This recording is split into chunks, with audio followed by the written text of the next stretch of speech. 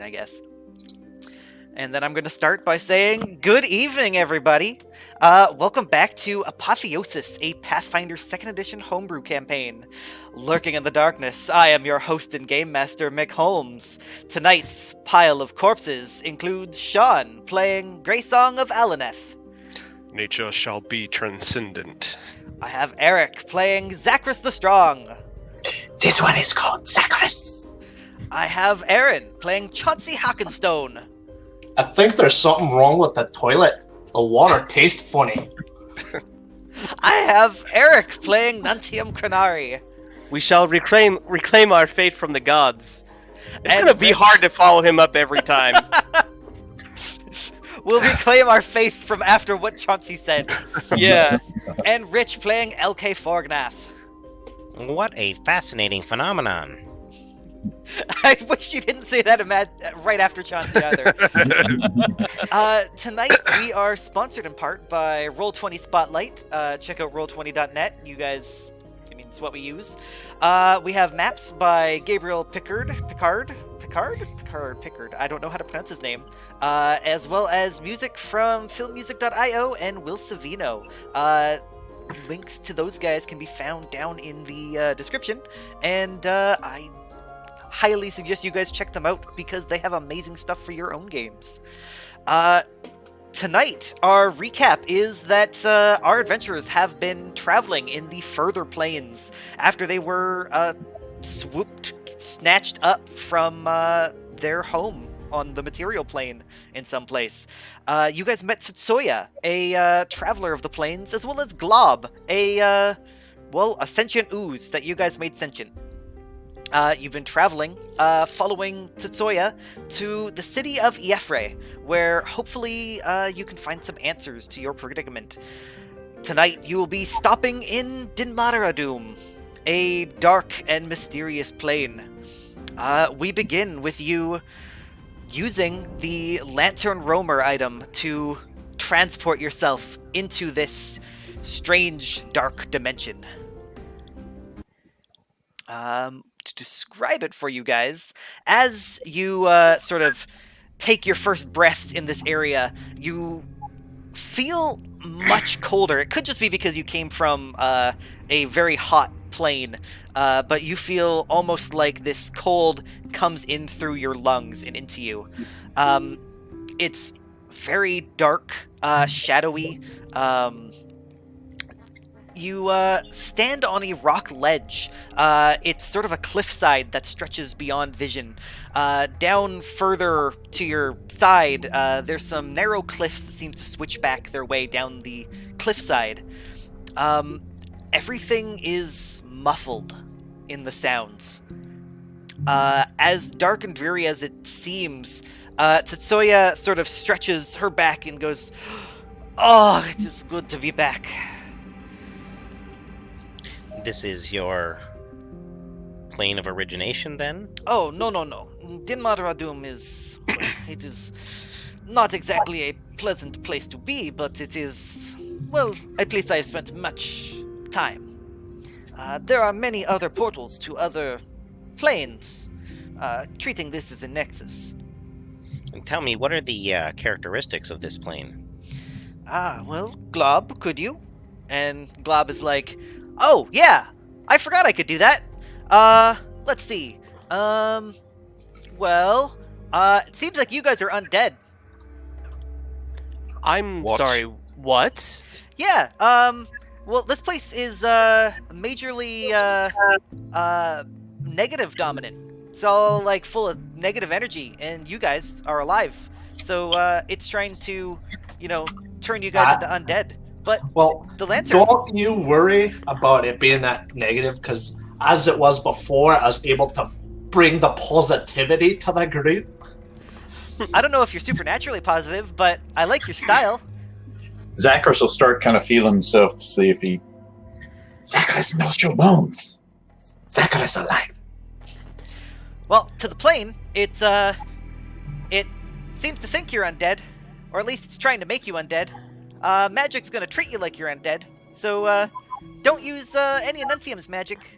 So at the very least, I mean, this must be affecting Crenari at the deepest levels here, because their blood is literally infused with angelic Ooh. sorcery. Yeah. How does that feel? Does it feel uncomfortable? It's Same with incredibly me. uncomfortable. It's this plane, you can sense that it is strongly evil aligned, and it is almost sort of pressing down on you as if it's trying to take all of the goodness in you and just crush it away. I imagine your blood feels like your heart is pounding in your chest and you're starting to sweat. Yeah, I think Crenari would be like shivering, like visibly not in pain, but clearly uncomfortable, and would say it would be wise if we moved very quickly from this place. I do not feel well. Tetsuya sort of looks at you a little funny and goes, "Ah, I've never seen... Well, only the Azamar have had this amount of trouble here." Mick, how is the heart reacting to this? Is it? It's actually still... It's kind of okay. Okay. I assumed your heart was more sort of a neutral entity. And so even though this place is... Just the natural aspect of it, I wondered if it was being impacted by it. Your face feels very cold, as if this plane itself is like sucking all the heat out of it. Mm. So I'm picturing like everybody is affected differently, because Greysong, he's a winter elf, correct? Yes. So- Arctic elf. Might be fine. Zacharias, I know lizard folk are supposed to be warm-blooded, but like, how is he gonna be dealing with it? I think Zacharias is pretty fine. From my knowledge, you guys are all good aligned, right? Or at least neutral? Yeah. Mhm. Yeah, they're good. So it's not comfortable to any of you, but it's not, painful. However, Tetsuya does sort of say, as you guys start to walk, make sure you stay as close as you can to the roamer. These effects that Glob has just told us about, those are the effects while within the roamer's protection. If you exit, you will quickly die. Who's holding the roamer right now? LK, I I think? think it's I think okay. I can go, yeah. Alright, Crenari everyone would move, get in for a group hug. Yeah, Crenari would immediately start moving like as close as possible to the roamer. I'll actually let's put the lantern in Harvey's ears, and he can kind of just like hover above us and provide like zone of comfort. Okay. I'm imagining... I don't know like if you've that ever spell. played Final Fantasy Crystal Chronicles, but Yeah. if you play basically it's like a multiplayer game that one of you is supposed to carry this orb that protects you. or this Oh urn. yeah. But if you only playing one player, you have a Moogle that floats around carrying it. Harvey is a Moogle. Yeah, pretty much. I mean, how else is he holding it? So, Harvey, for new viewers, is LK's rabbit familiar, who somehow, through a twist of fate, has manual dexterity in his ears today. Glob is just like, can all rabbits do that? Only Harvey. I heard that, rabbit foots were lucky. Maybe Not rabbits rabbit where ears. I come from. So she'll basically explain to you that if you are outside the influence, the negative effects are going to cause you 1d6 negative damage per round.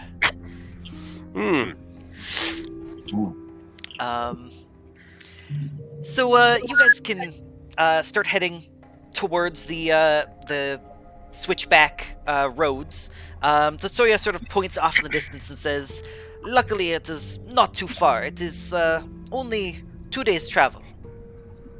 Are we we're at the top, right, of like effectively the cliff and the switchback as it kind of winds down? Yeah. Okay. So yeah, what should would be wary of in this place?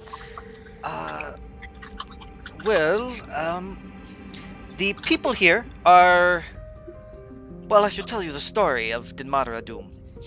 At least the legend. Allegedly, there was a lich from where you're from, the material plane.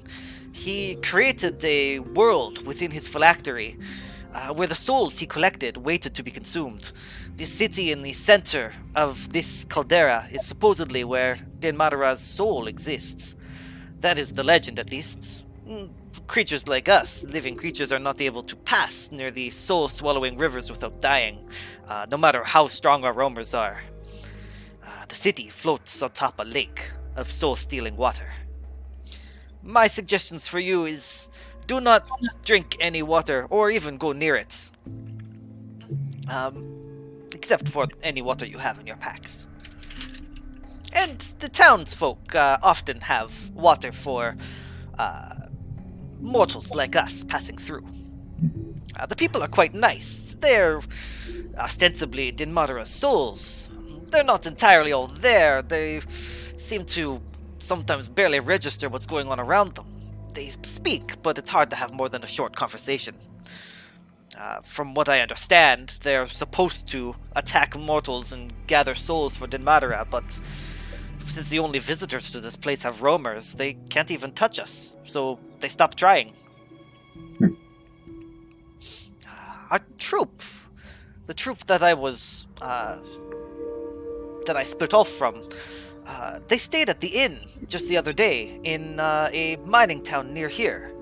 I wonder if First Scout Garrick and the others made their way back there. It is on the way, and it will give us beds for the night. Would you like to travel there? That sounds good. Yeah, as long as it's not out of the way to the next little portal. No. It's no more than 5 minutes out of the way. If you look over yonder, and she points sort of down this thing, and you're starting to realize now as your eyes get accustomed to the gloom that this isn't so much a cliff as much as a massive crater that stretches on sort of beyond your vision. Or at least you can think that the cliff is kind of, curving around. So we're on the ledge of the crater, looking down. Yeah, sort of walking Okay. down. Behind you, away, you actually realize you're standing on sort of just a jutting out ledge, and the stone wall continues upwards even further. The stone itself is kind of interesting the more you look at it. LK, you're closest to the ground, so you'd probably notice that the stone looks like shadow form, like smoke or mist that is pressed, condensed really, really firmly. When you look at it, it's still, and it looks solid, but in the corner of your eyes, it looks like it kind of twists a little bit, as if the mist is, decompiling and then reforming. This place is fascinating, and he would probably touch the ground and kind of almost incorporeal, and he would probably take some notes. Yeah, as you touch it, it feels like normal rock, and you find little stones, and they're fine. But a few feet away, you actually notice there is a small, thin vein of a different kind of rock, or like a metal, that is, it's kind of glittery. It's like, the best way I can describe it is the floor at a laser tag place. That kind of glitter as you walk, as you sort of look at it, it moves around. And I see this? Yeah. I would probably call Crenari over and, Crenari, come! This is fascinating, and he would probably maybe shine a light on it, produce a flame, and kind of give some light to it. Tsutoya will head over and say, no, don't touch that. This is ore of Dinmadaran steel. It has a tendency to try and steal your soul. It is, best not to touch anything here.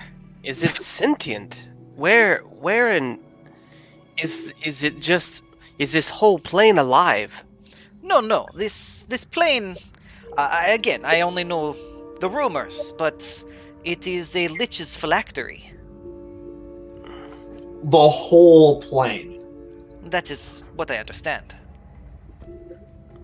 Perhaps he or she became a demigod and thus created a whole plane. I don't really know. Well, I think we should find that in as soon as possible. Would Yes. your friend happen to have a roamer as well? He did, yes. In fact, he had the only roamer. I, as you know, didn't have one myself. Perhaps we could gather another one from him.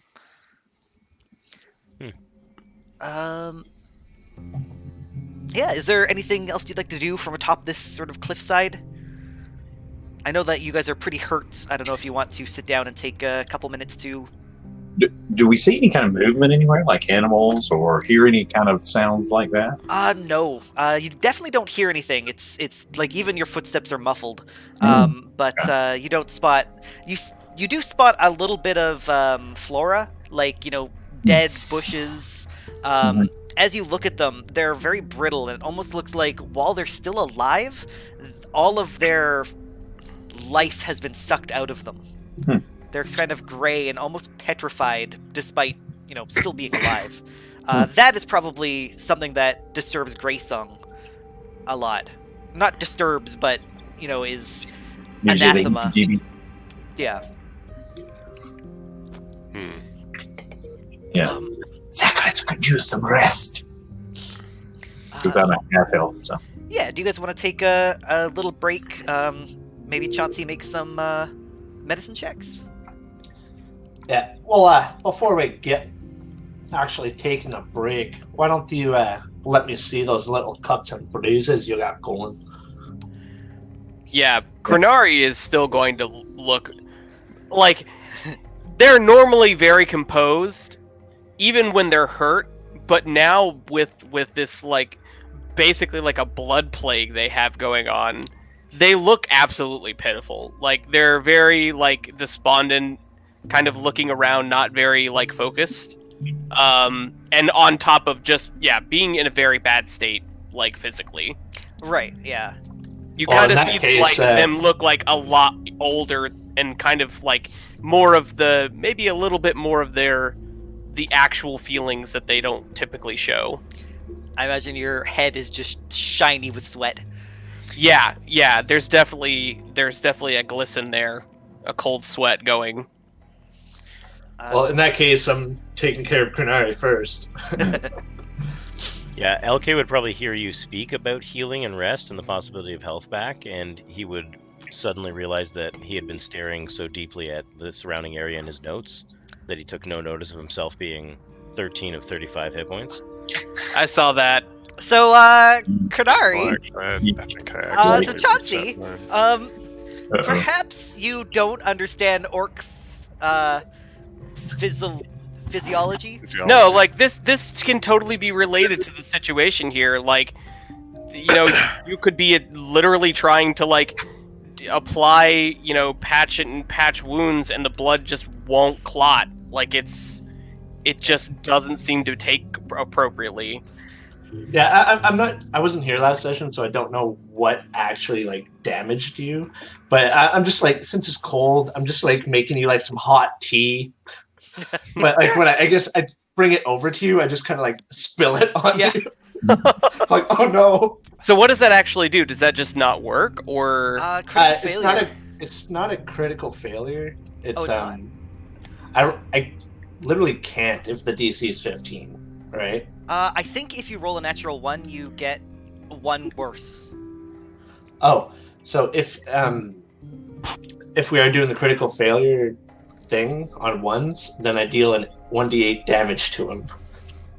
I'm sorry, but yeah, if you roll a 1, you treat it as 1 worse.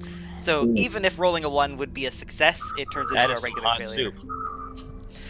So if you want, you could roll some medicine checks to sort of patch up the group as general. My bad.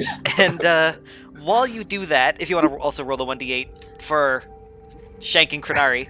Kill Crenari. You know what's funny is that of course it's a good thing Crenari leveled up because I'd be down again. Yeah. Because So I got down twice in the last fight. Once was being mauled by birds, and then the second one was Zachris being confused by birds, who then turned around and stabbed Crenari and downed them again. Yep. So now you have some hot tea in your wounds, so that's nice. I'm trying to cauterize them. So I appreciate your efforts. We have some potions too, don't we? We have 2 potions. I think so. I think as long as we are on our way to a safe destination, maybe it would be better to hold on to them. Tetsuya sort of puts her hand on your shoulder and says, if it's typically safe here, we don't encounter any wildlife. There are no wildlife, I should say. So long as you don't fall down a cliff, you should be fine. I will do my very best. Alright, so I believe LK and myself were the only ones that were damaged. No, Besides, I'm Yeah. damaged as well. no. So everybody got right messed up. I missed the party. I'll put everyone's tokens on the screen so you can see everyone's relative. So because we leveled up, we gain that amount of hit points. Is that right? Yes. Okay. Yeah, so your max So- and current go up by 8 or whatever. Yeah, 10 for me. But yeah, I think. So as you're doing that, I'll let you roll some more. LK, Glob comes down. Glob sort of asks Harvey, like, "Hey, do you mind if I talk to LK?" And Harvey will bring bring Glob over to you. He says, I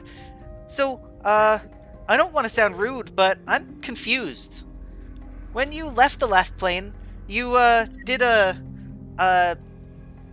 you used a spell, a mage hand, and you did like this. And he takes the sort of a glob out and goes like to you. He's like, "That's supposed to be rude, isn't it?"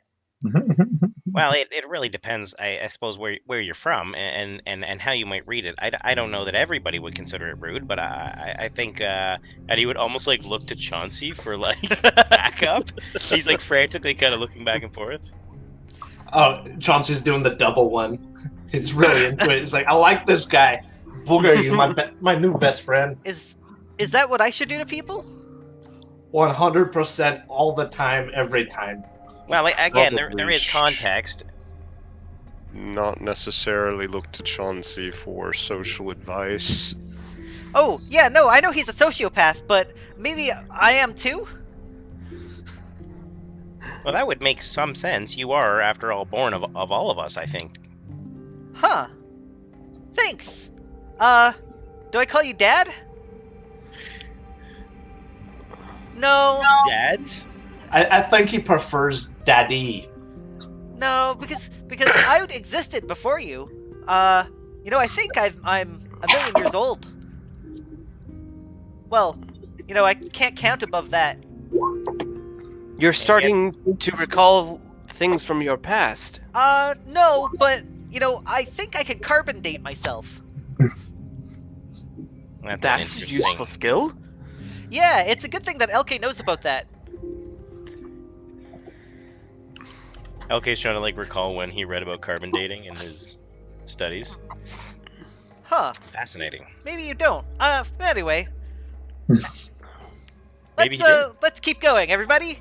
And he like And LK like kind of like he's like hiding. He's got his top hat and he's like putting it over the middle finger. So Greysong, did you get the last Oh.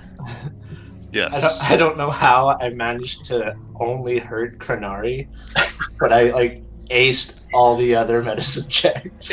Narratively, it just works. I think actually when you spilled the tea, and maybe because of all the profuse bleeding at this point, Crenari will actually take off their uniform and only be in like basically like pants that kind of come up to above the waist with like that are cinched, and then like kind of like a tank top.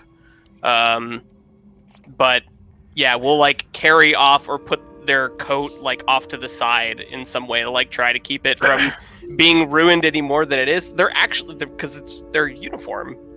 They're also very fine clothes. So as you take this uniform off, some of the blood that, probably is still bleeding from you a little bit, Yeah. it lands on the ground, and even though the ground feels like hard stone, it acts like a sponge to your blood.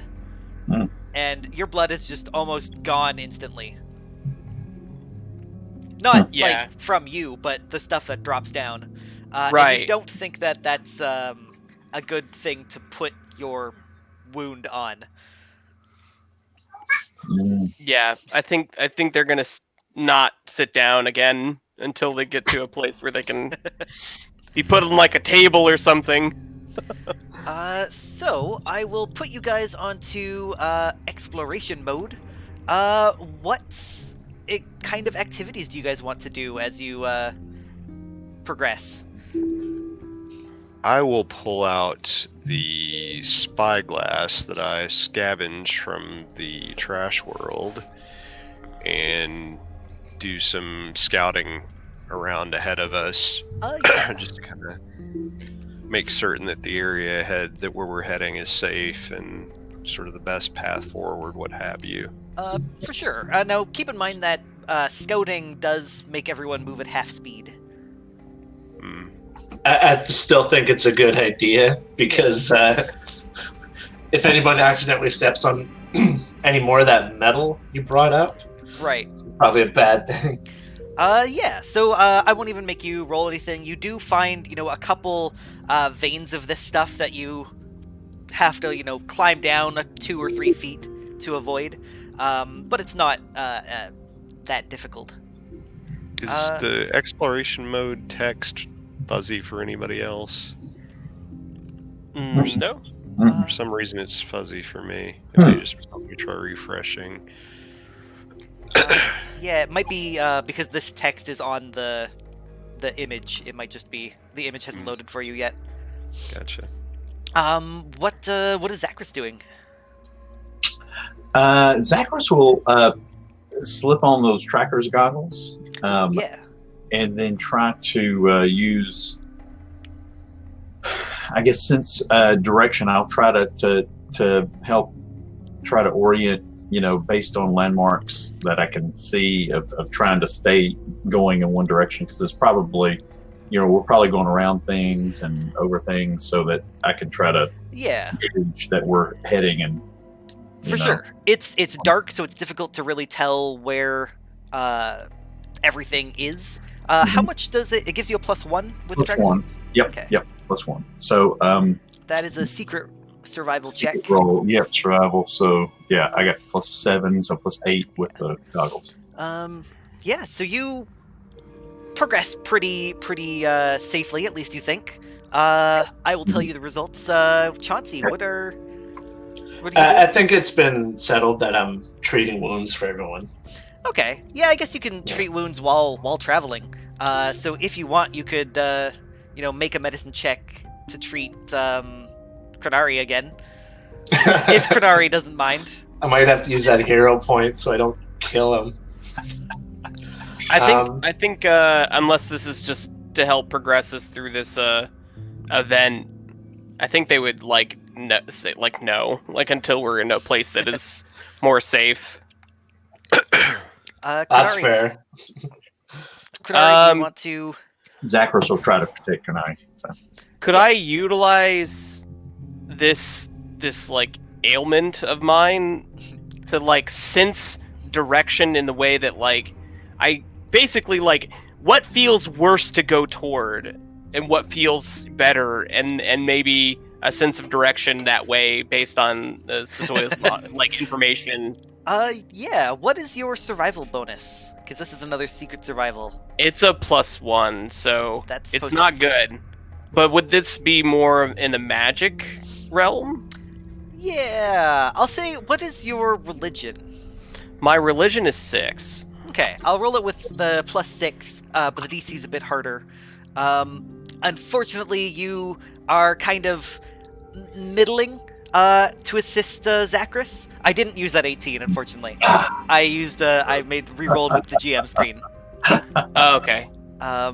But yeah, you're sort of assisting a little bit, finding the way down. Unfortunately, the way that you're being pulled is sometimes like being pulled off a cliff, because that is the beeline fastest way. Yeah, at the very least,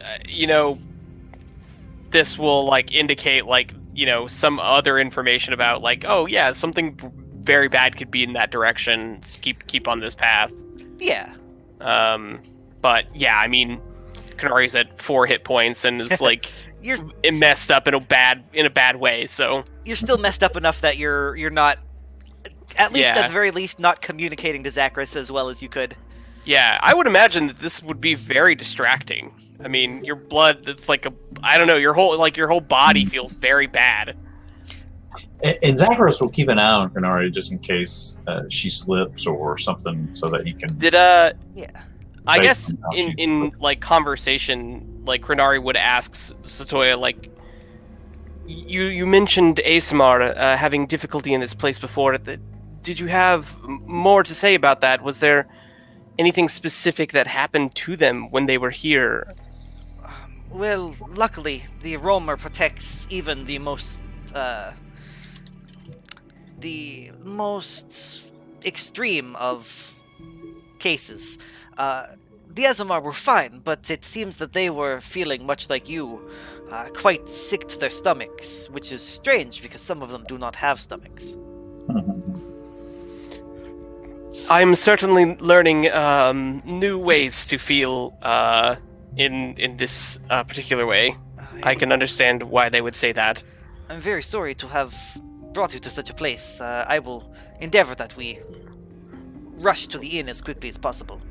I appreciate it. Do know the innkeeper. She can get us a good room. Thank you. LK, what would you like to be doing?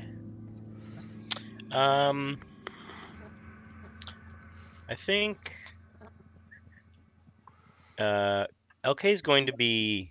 I'd like to take maybe like just a like an investigative kind of assessment of kind of flora, fauna. You mentioned Sasoya said there's like literally no animals kind of in this place. That's right, yeah. But fauna, he wants to continue doing what he was effectively doing with the floor, and that is kind of like investigating the walls, the floor, the terrain, the plants, making notes, kind of cross-referencing, and seeing if he can kind of assist just in pointing out kind of the nature of the landscape and terrain. Yeah, for sure. I'd say a nature check would be the best for that.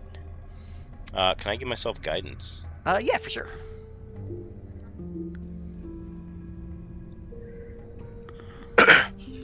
Yeah, Greysong would be taking sketches along the way as well. I'd be kind of sharing info with Greysong, kind of pointing out kind of little tidbits about the nature of the plants. So 13 is, it's unfortunately not enough to really identify anything. You can tell that, the flora that exists here would not exist on the material plane. So it's something that is sort of too alien to really identify. If he Would it points it out, happen can I to- get a shot as well? You do know not to eat it. So, would that be like? Could I use this stuff to make a poison? Make me a crafting check. It would be a crafting knowledge check.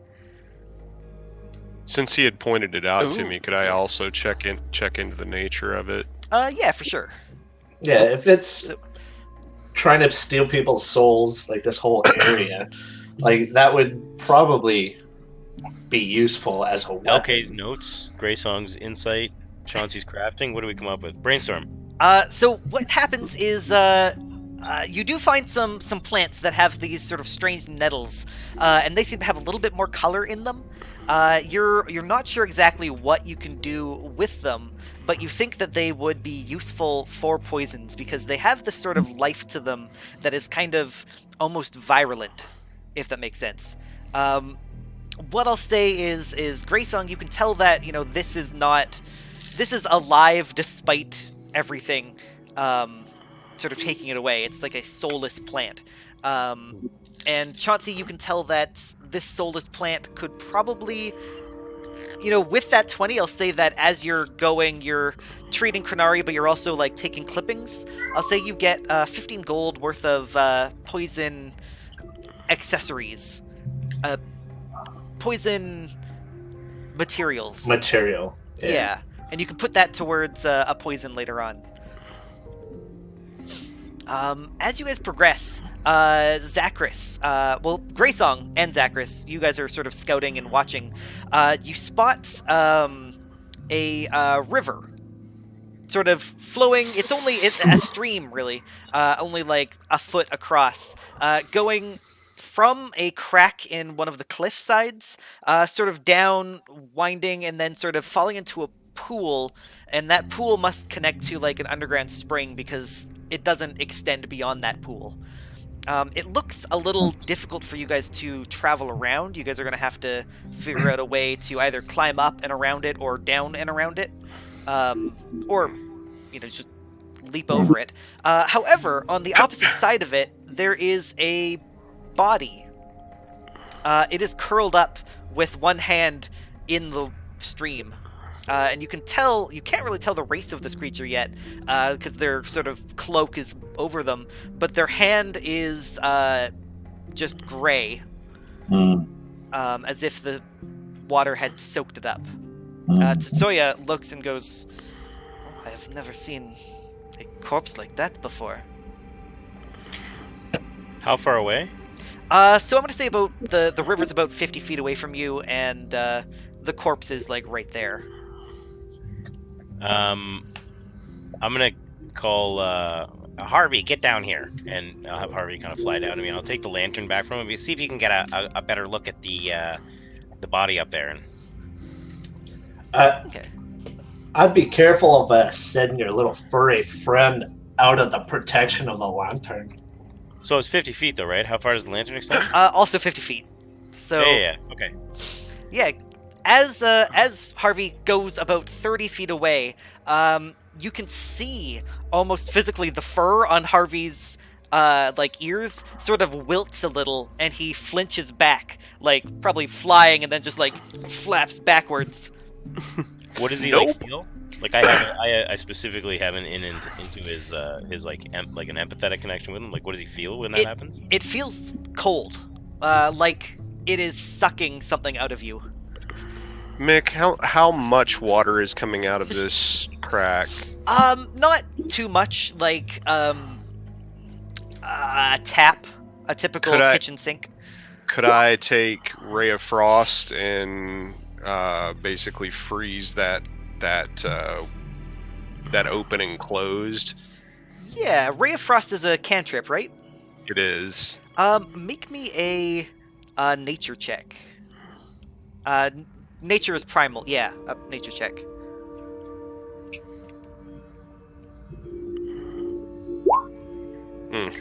You're unfortunately unable to really, at this distance, get. Man, that was a horrid roll. If you wanted to try getting closer, but as you get, close enough to be in range for a Ray of Frost, you're also feeling a little chill coming from you. Okay, yeah, I'll try again when I get a little bit closer. Where's the Or rabbit? I'll inch up a little bit and try again. Are we sure it's a corpse? Harvey pulls back and flies back to you because. How close did he get to the corpse? About 20 feet. Are we sure that's an actual corpse, and not just someone napping? I don't know, but the water is not likely to be our friend. So Chauncey's just gonna yell to the body, like, "Oi!" Doesn't move. You lie. Surprisingly, it definitely seems dead. You can get just a whiff of a smell. It's like, oh, that's dead person.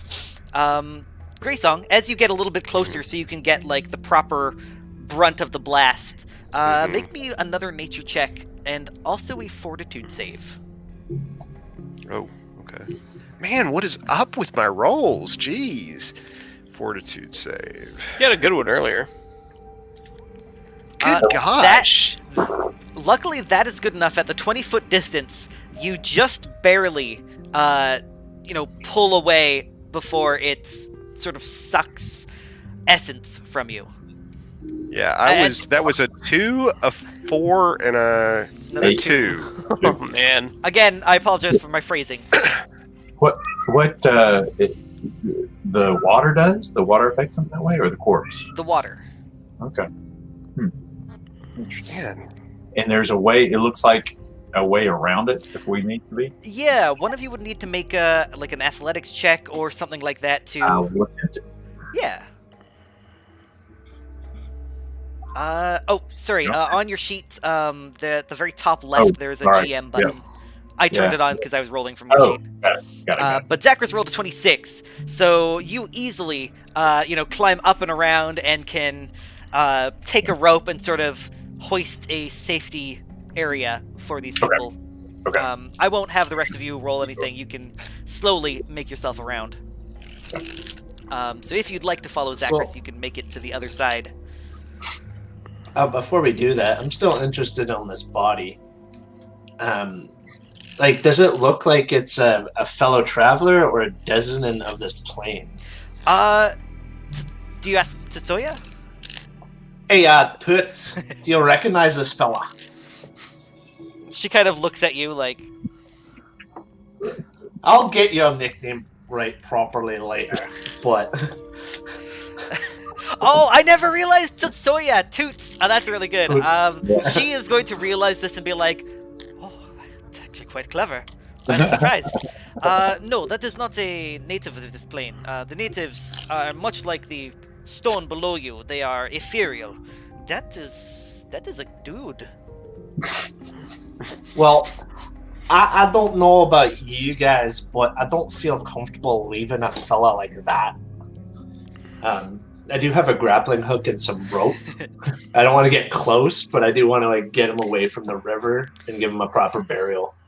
So Zacharias, if you're on the other side, now from that vantage point, you can see that this person has a cloak sort of covering most of them that's hid their body, but they have cloven feet. They have hooves, as well as a rather thick-looking backpack. Zacharias is not too sure about this. it could be Yeah. supplies that would be useful to us. So, out of character, I want to loot it. In character, Chauncey's trying to be a good person. I like the idea of burying them, but I don't know if we want to bury them here. Well, maybe not a burial, but maybe light them on fire and give them a burial pyre. Oh, like a Viking funeral or a demon funeral. Is that Glob speaking? Yeah. That's fine. I'm sure Cranari could find something suitable. We probably can't pass up the opportunity to learn anything from somebody else that's traveled through these places. Do you want to try using your grappling hook? Yeah, what would I roll for that? I'd say athletics or acrobatics. Let's go acrobatics, because my athletics is... well, you can see that, so... 17. Yeah, that's good enough. You gather it onto his shoulder. You think you can pull him. Oh my god, that cat's adorable. You think you can pull him, but you're not sure if the body would, it would damage the body, which is not, super religiously great, but better than nothing. Graysong, you want to give me a hand? You got those big burly shoulders. Of course. Mikey. Yeah, as you pull this away, the finger that is touching the water doesn't come with you, or come with the body. It stays there, sort of detaching as if it's made of soggy bread. You pull the corpse towards you. Soya kind of recoils at the smell, and it is a satyr. Oh. He's got brown hair in sort of curly patterns, and a tattoo of an eagle on his chest. He's wearing, other than his cloak, he's got basically no clothing, but he's a satyr, so that's kind of normal. But he has a backpack and a wineskin on his chest, like a bandolier, as well as a quiver and a bow on his hip. I'll make sure that none of that spirit water is around. So Kanare, do you happen to know about these little goat men? How they like to leave this world? Do I see any kind of religious iconography, anything that would indicate societal position or... Not really. He just sort of looking at him, he's kind of like rough, unshaved. He looks like almost like a bandit. Hmm. I I do not think this creature had any affiliation with groups that would have stringent practices. I believe it would just be easiest and most respectful to bury it if we can. But is this ground even worth toiling? Is it? Will it take? Will we be creating a much worse disturbance? I'm afraid. So I'm already strip searching like this guy, putting all of his belongings into a pile, and then if it's a satyr, I'm sure it's got like fur that's very easily lit on fire. yeah. If you want, Krenari, you can make either a religion or a nature check to sort of see if you. And Grace, you can make a nature. Yeah, I was kind of figuring I might have some insight. Are satyrs about fey-oriented? satyrs. They are, yeah. Can The LK wild assist with thing. either of them based There you on go. what That's I good know roll. from his heritage? Yeah, I'd say both LK and Greysong, just LK being like you said, a Fey gnome, now that I think about it. Krenari, you're just... your I'm head's- distracted. Yeah. I'm very distracted. You guys know that a lot of Fae, when they die, they really don't care what happens to their bodies. They just hope that it turns back into dirt. You could argue that this guy would prefer to just sort of be burnt and let to ash in this spot to try and give it back some life. Excarnation seems the most appropriate action. Zach does not know what that means. It means let him return to dust. Ah, Let him That guy's decay not- here. dust Do we is have cool. the proper implements? I suppose we have magical fire. I guess Krenari will put their pack down and the cloak down and kneel down and attempt to arrange them in a way that seems at least respectful. Okay. Maximize their ability to release their essences when burned. So I assume before you do this, you guys take off his backpack and his wineskin, Yeah, Oh, yeah. take stuff like his- that. Thoroughly Thoroughly. I was about looted. to say, I thought Chauncey I already. mean, So yeah, well, Chauncey, what you find inside this backpack, first off, it's a nice backpack. Hey, always good to have more of those. There is a black coin pouch. It looks like a very frilly woman's coin pouch. And inside that contains a large treasure. More coin than you've seen before in your life, possibly. 10 platinum pieces, 50 gold, and 160 silver. Wow. If you imagine that 1 copper is approximately $1, this is a couple $1,000s. Mm. Is there anything of note in that bag? Chauncey, do you tell them about this? I tell him about everything. I'm just like, Chauncey's not that, Not a I guess, loot oriented, even though Okay. I'm a rogue, right? Like, So you said 10 platinum, 50 gold, and how much? 10 platinum, 50 gold, and 160 silver. 160 silver. Got it. Yes, it's the coinage itself is actually quite strange. They're rounded square coins with holes in the center. They don't look like anything that you guys have ever seen on the material plane. Possibly you guys have seen other cultures that have something similar, but no amount of society checks would tell you what these coins are. Luckily, you can assume that everything in the multiverse uses the same gold standard because it's a fantasy Convenient. game. Yeah. World Bank even runs the planes. Other things that you guys find. The short bow is expertly crafted. It is a composite short bow. There is a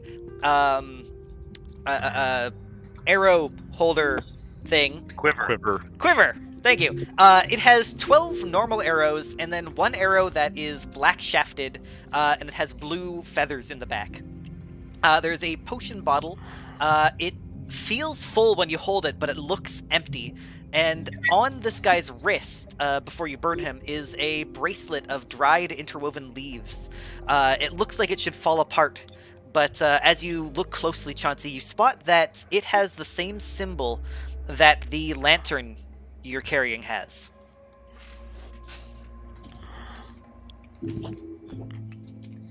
I can paste this in the chat. Oh yeah, I Sorry, missed a few Johnny. things there. Is this, Yeah, that's is this way some easier other than me form- typing it out. Is this Oh, yeah, some I'm- other form of rumor? Tetsuya looks down at it and goes, It is. I mean, I'm surprised. Not many rogues, rapscallions have a roamer. But hey, it's a windfall for us.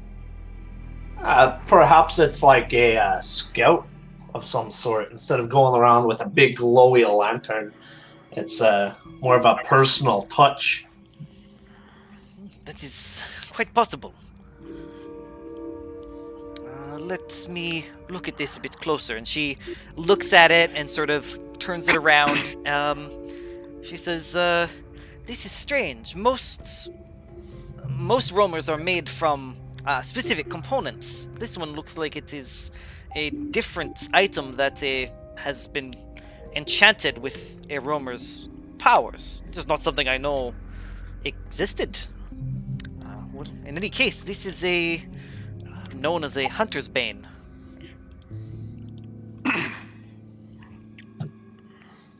It's a talisman, so it's like the monkey pin. It's a one-time use thing. However, you think that the roamer qualities of it are actually permanent. So even if this actual item can only be used once, the roamer part of it is. I didn't include it in the item description, but it only has a 10-foot radius as opposed to a 50-foot radius of the lantern. Well, let's collect all this gear and take a look at it later. I don't like this area. Do any of you wish to put this on? Perhaps someone who would need to fulfill a scouting role, and would need to leave the area of influence of our safety. She looks at Zachris and Greysong. Good question, Mick. I know in 5e, whenever you have like equipment on any wild shape, that equipment stops working. Is that the same in Pathfinder? I need to look up wild shape. Well, just because Zachras has had several things, I'll defer to Grayson. Certainly, I can make use of it. I'm certain. Yeah, because I think scouting as an animal is a lot better than So all fully decked out. all polymorph warrior. things, your gear is absorbed into you. The constant abilities of your gear still function, but you can't activate any items. So the constant roamer would affect you. Nice. That's perfect for Greysong then. Yeah. So Greysong, you get a Hunter's Bane roamer. I'll update the thing between sessions, the handout, for you. All right. Yeah, so there's also the arrow, the strange potion, but you guys can identify those later. It is only about another hour of travel before you make it to the city that she was talking about. It's a small town, but it's walled. All around it is stone walls, and this looks like it's made of... Actually, it's metal walls, because it's made of that glittery metal. That you're not supposed to touch. You start seeing a few people inside the gates. The gates are wide open, and there's 2 guards standing there. They're all wearing shadowy cloaks that are kind of uniform. Both the guards and these people are wearing them. They're made of barely contained shadow.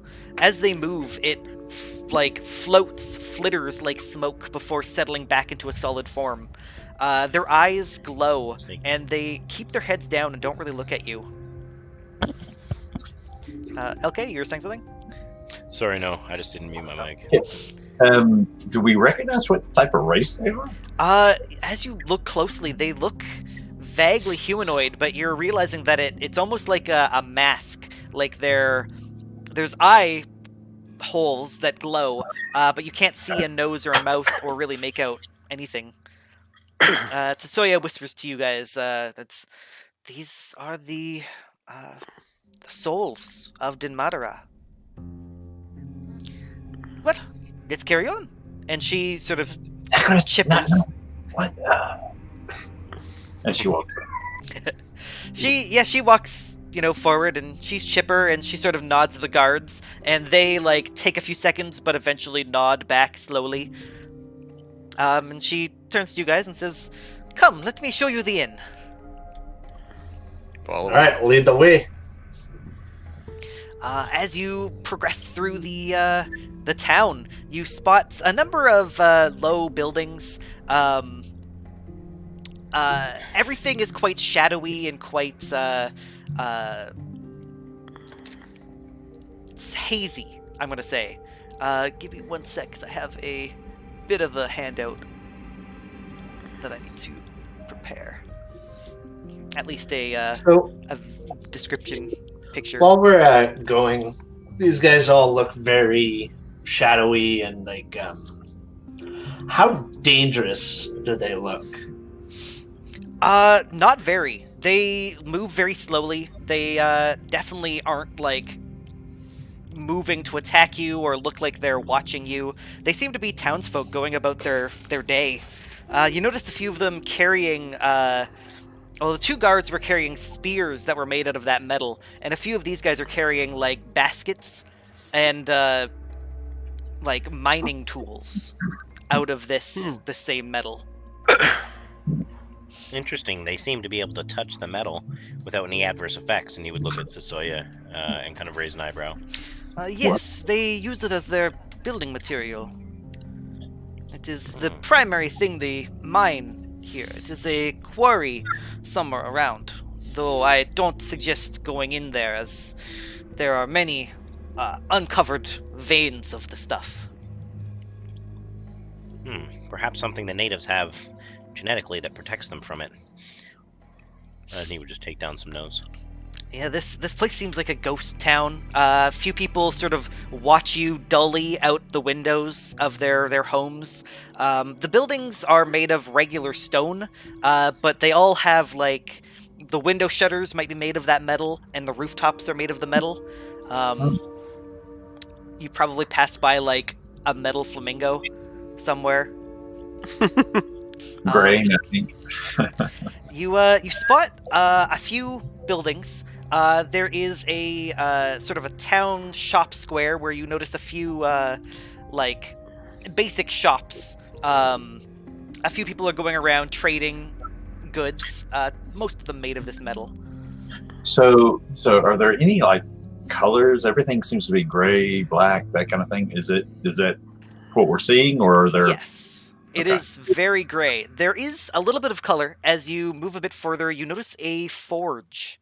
At least you think it's a forge, because you hear the sound of, smelting, hammering on metal, and you see a building with massive open windows and a bright blue flame, like a massive bonfire almost, that they're using to smelt their stuff. And this blue fire is almost dim, despite being extremely bright. Zachary is curious. It's quite almost pretty compared to all the stuff around you. Chauncey, you feel particularly drawn to this fire. Cool. Perhaps by a personal body part of note. We don't want to hear about it. Is this a phrasing part? I am carefully phrasing this. There's My feng shui is drawing me toward this fire. There's some other buildings. There is a church that has a strange holy symbol that you've never seen before. This symbol, Tsusoya can say, is the symbol of Dinmadara. As you know, as at least Krenari knows, most gods have a holy symbol like this that is made up of other essentially symbols of certain domains that are combined into a particular symbol, like a conglomeration. If you want, you can make me a religion check to identify this. Could I utilize my journal to give me any kind of bonus? I think your journal is specifically on just about risen gods. Okay. Yeah. I feel like I had something to help with religion, but Can I either assist or roll as well? Assisting, you'd have to roll DC 20 to assist and give a +1, and rolling on yourself will increase the DC for both of you by 4. So, up to you guys. What route? At one point, Krenari, you had a Krenari's so fucked up. Yeah, that would require some amount of time. I think I will try even with the increased. Yeah, DC. for sure. I think at the very least, Krenari would point it out, in saying that if you're familiar with the language used to speak the god's intentions, you could decipher what that god is and how their followers, or where it originates from. Perhaps this is the god of circles. Exactly, think it's a crazy picture. What you can make out, Greysong, is you sort of notice a number of patterns in this shape that are like, oh, that could be that, but he's probably not the god of love and sexuality. You make out undeath and dust. Okay, well, I will point that out. I'm assuming that's the Death Star symbol in the middle. The dust is actually the weird E on the side, and the undeath is it's a combination of the Death Star and the triangle beneath it.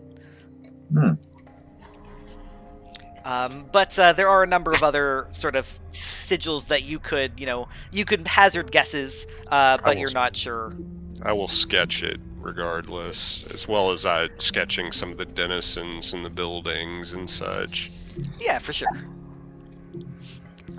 So is this forge, what is he making? Is he making weapons, horseshoes? As you sort of peek into the windows, you notice there's about 12 of these cloaked figures that are hammering in a bunch of different things.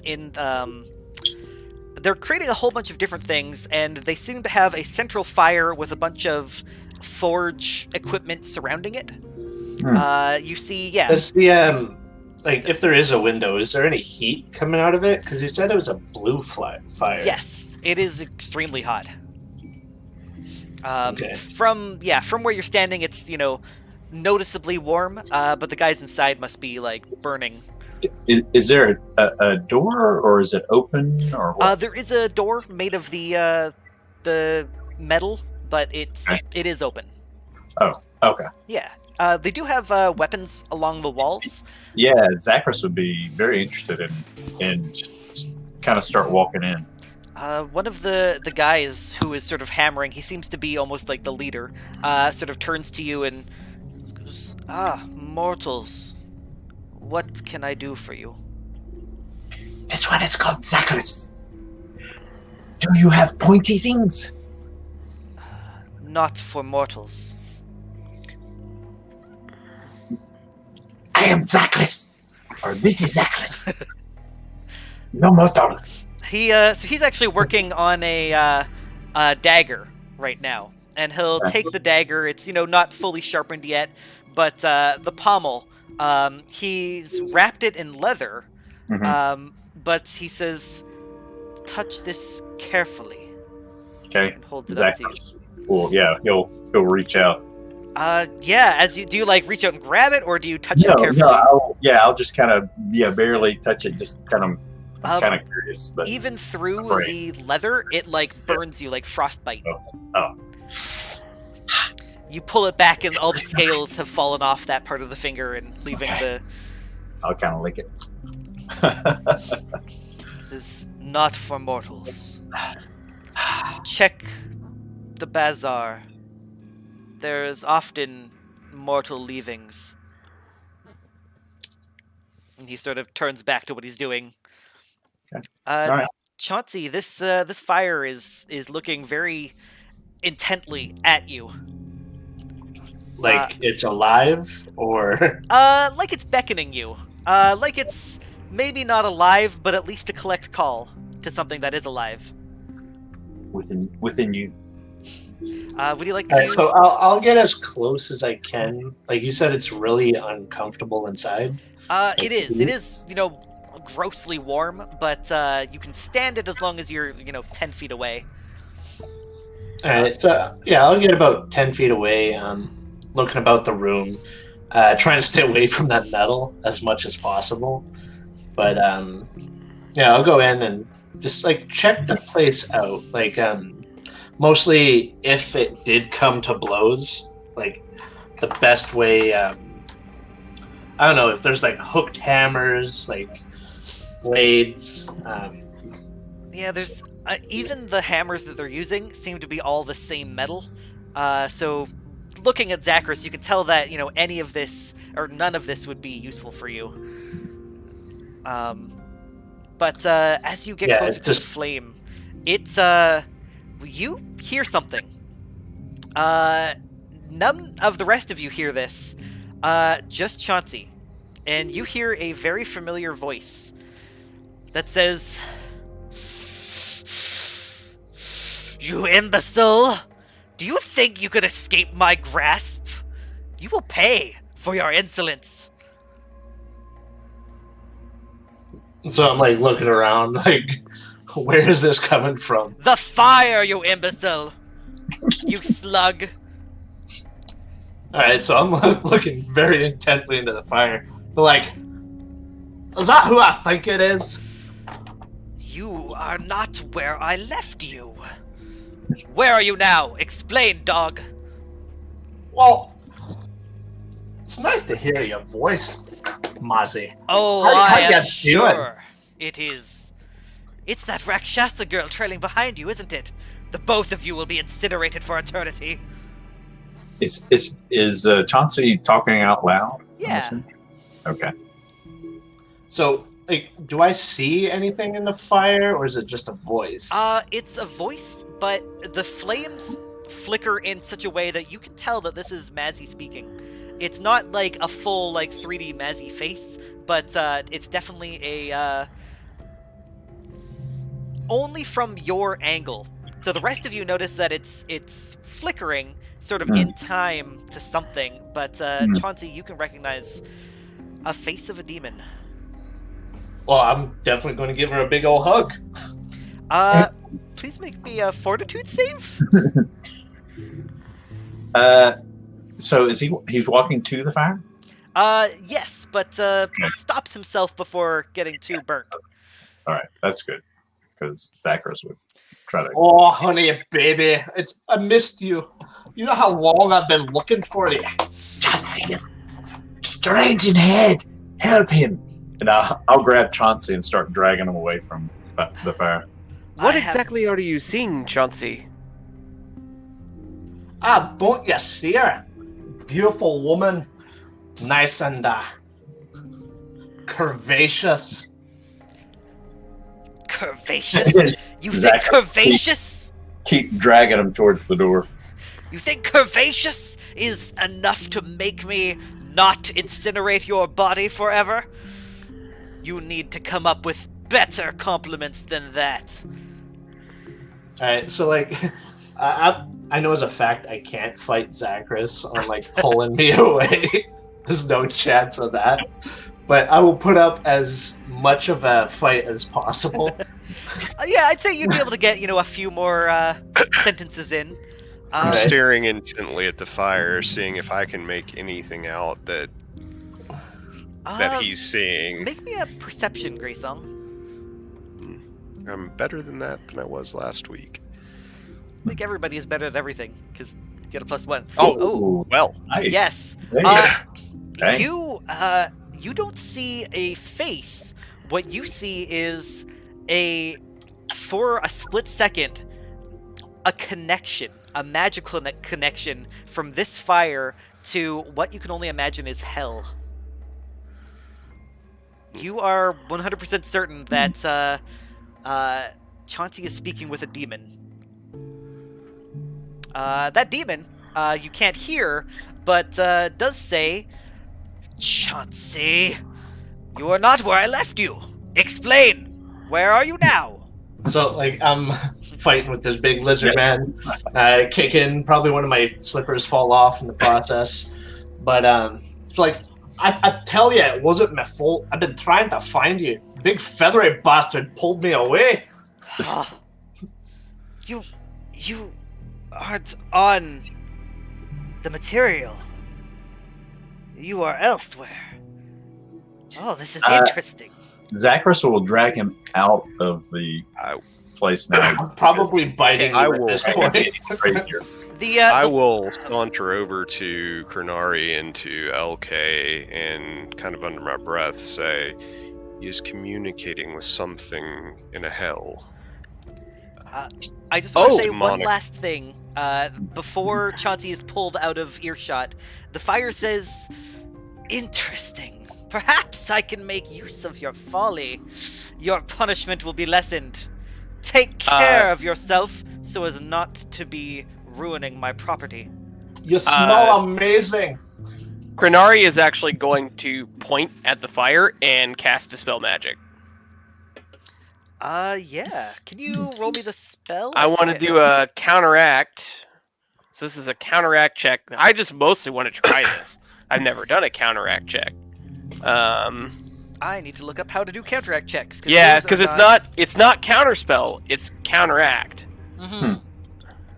So counteracting is, remember in like 3.5 Dungeons and Dragons how there was like a flow chart for grappling? Yeah. That is Yeah. Pathfinder 2's. Oh. So Okay, so counteracting. So this is a spell. You're going to be rolling a, I believe, a relevant skill modifier. So that's probably going to be religion. For spells, the counteract modifier is your spellcasting ability plus your spellcasting proficiency bonus plus any bonuses and penalties that apply specifically to counteract checks. What you can counteract depends on the result and the target's level. So my spellcasting modifier. So that's my charisma, that's 4. And then, but I'm using religion? Sorry, no, it's, the check is your spellcasting ability modifier plus your proficiency bonus. Okay. So 4, and then proficiency bonus is... Thank you. Is there a button on the sheet that he can just press? Where's... I wish, but I don't think there is. I can't remember where my proficiency bonus is on my sheet. Your proficiency bonus is 2 plus your level. Okay, so 5 right now. So If you're trained, yeah. So a d20 plus 9. 9. Yeah. In In theory, that's also the same as your spellcasting attack. Oh, right, yeah. If only I had, like, just a simple spell shot or something. Now can you get a guidance out on him? So that's going to be a 27. 27. Okay, counteract the target if its counteract level is no more than 1 level higher than your effect's counteract level. It is higher than your effect's counteract level. Actually, first off, what level are you casting Dispel Magic? It's level 2. Okay. Level So 2 spell. then it's not a critical success, so it's only 1 level higher, so it is higher than a level 3 spell. Okay. It doesn't get countered. Okay. Then I would certainly know that. Would they know that? Do I see any reaction in the fire? No. Okay. The fire goes back to sort of normal. The smiths don't notice anything. Okay. Though they do look at you weirdly for casting a spell. I've attempted to dispel whatever this demon was utilizing to speak here, but it's very high level magic. Far beyond what I'm capable of at this time. Mick, do I know? You said that it was a hell, not abyssal in nature, right? Yeah, abyssal. Sorry, abyssal. So demon. Demon, yeah. Okay. I forgot yeah. So I think if I'm outside with Zacharias, I'm full on trying to like gnaw through his scaled arm.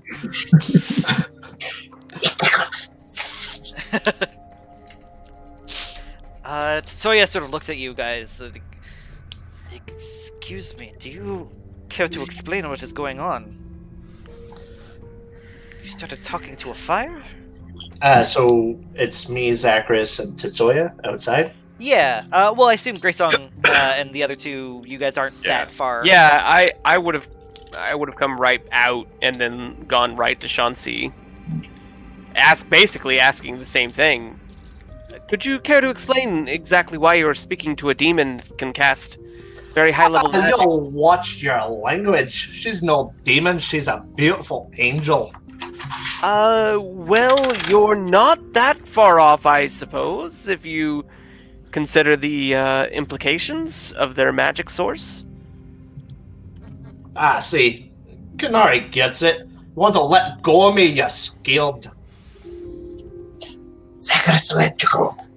Well, let me just say, at the very least, that entity would be very comfortable in this environment. If that gives you any sense of, its ability. How long have you been speaking with this? At this point, like, the fire is not doing anything anymore, right? No, you probably hear, like, the Skype disconnect noise.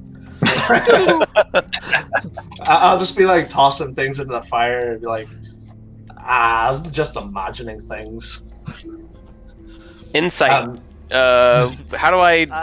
perception, I suppose. Perception versus deception, yeah. Is that Deception DC. Well, would I have believed of what I was seeing? Because, like, that's really up to I you. like my drugs. Yeah. I mean, if you're not even Maybe, trying to lie, then... It's up to you, Chauncey. Alright. That would just be straight perception, or would that be a... Yeah, straight perception. Okay. But... So I'd be, like, scratching my head, like, trying to figure out what just happened myself. Like, maybe it's something to do with the plane. Maybe I touched something. Like, maybe I stepped on one of the pieces of metal and I momentarily died. Yeah, so Like, you can see that Chauncey is probably confused and probably just talking to himself. He is, but I have a raging heart on.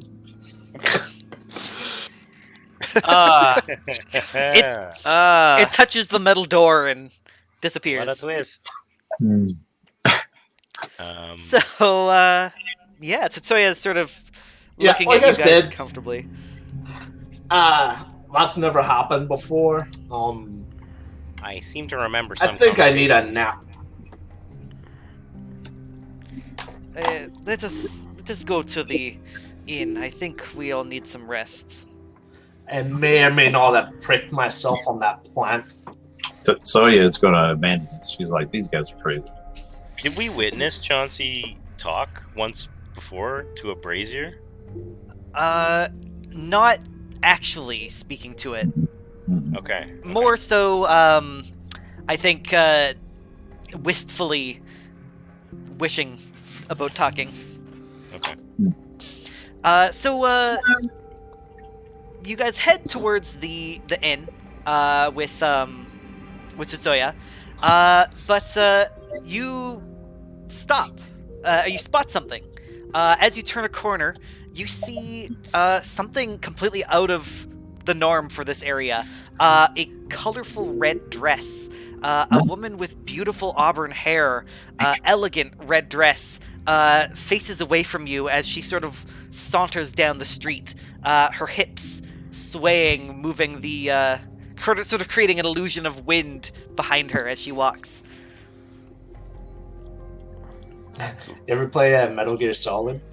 Yes. Where you're trying to find that girl that's disguised as a guard, and you have to tell it by like the Meryl. hip swing. Yeah. Yeah, no, this is a beautiful woman who is about 30 feet away from you. Tetsuya is sort of surprised and is like, I don't think I've ever seen her before. Do mortals often travel through here? No. Well, it is a nexus here, but there are not many portals near this town. Do you wish to stop her? We I could don't certainly speak with her.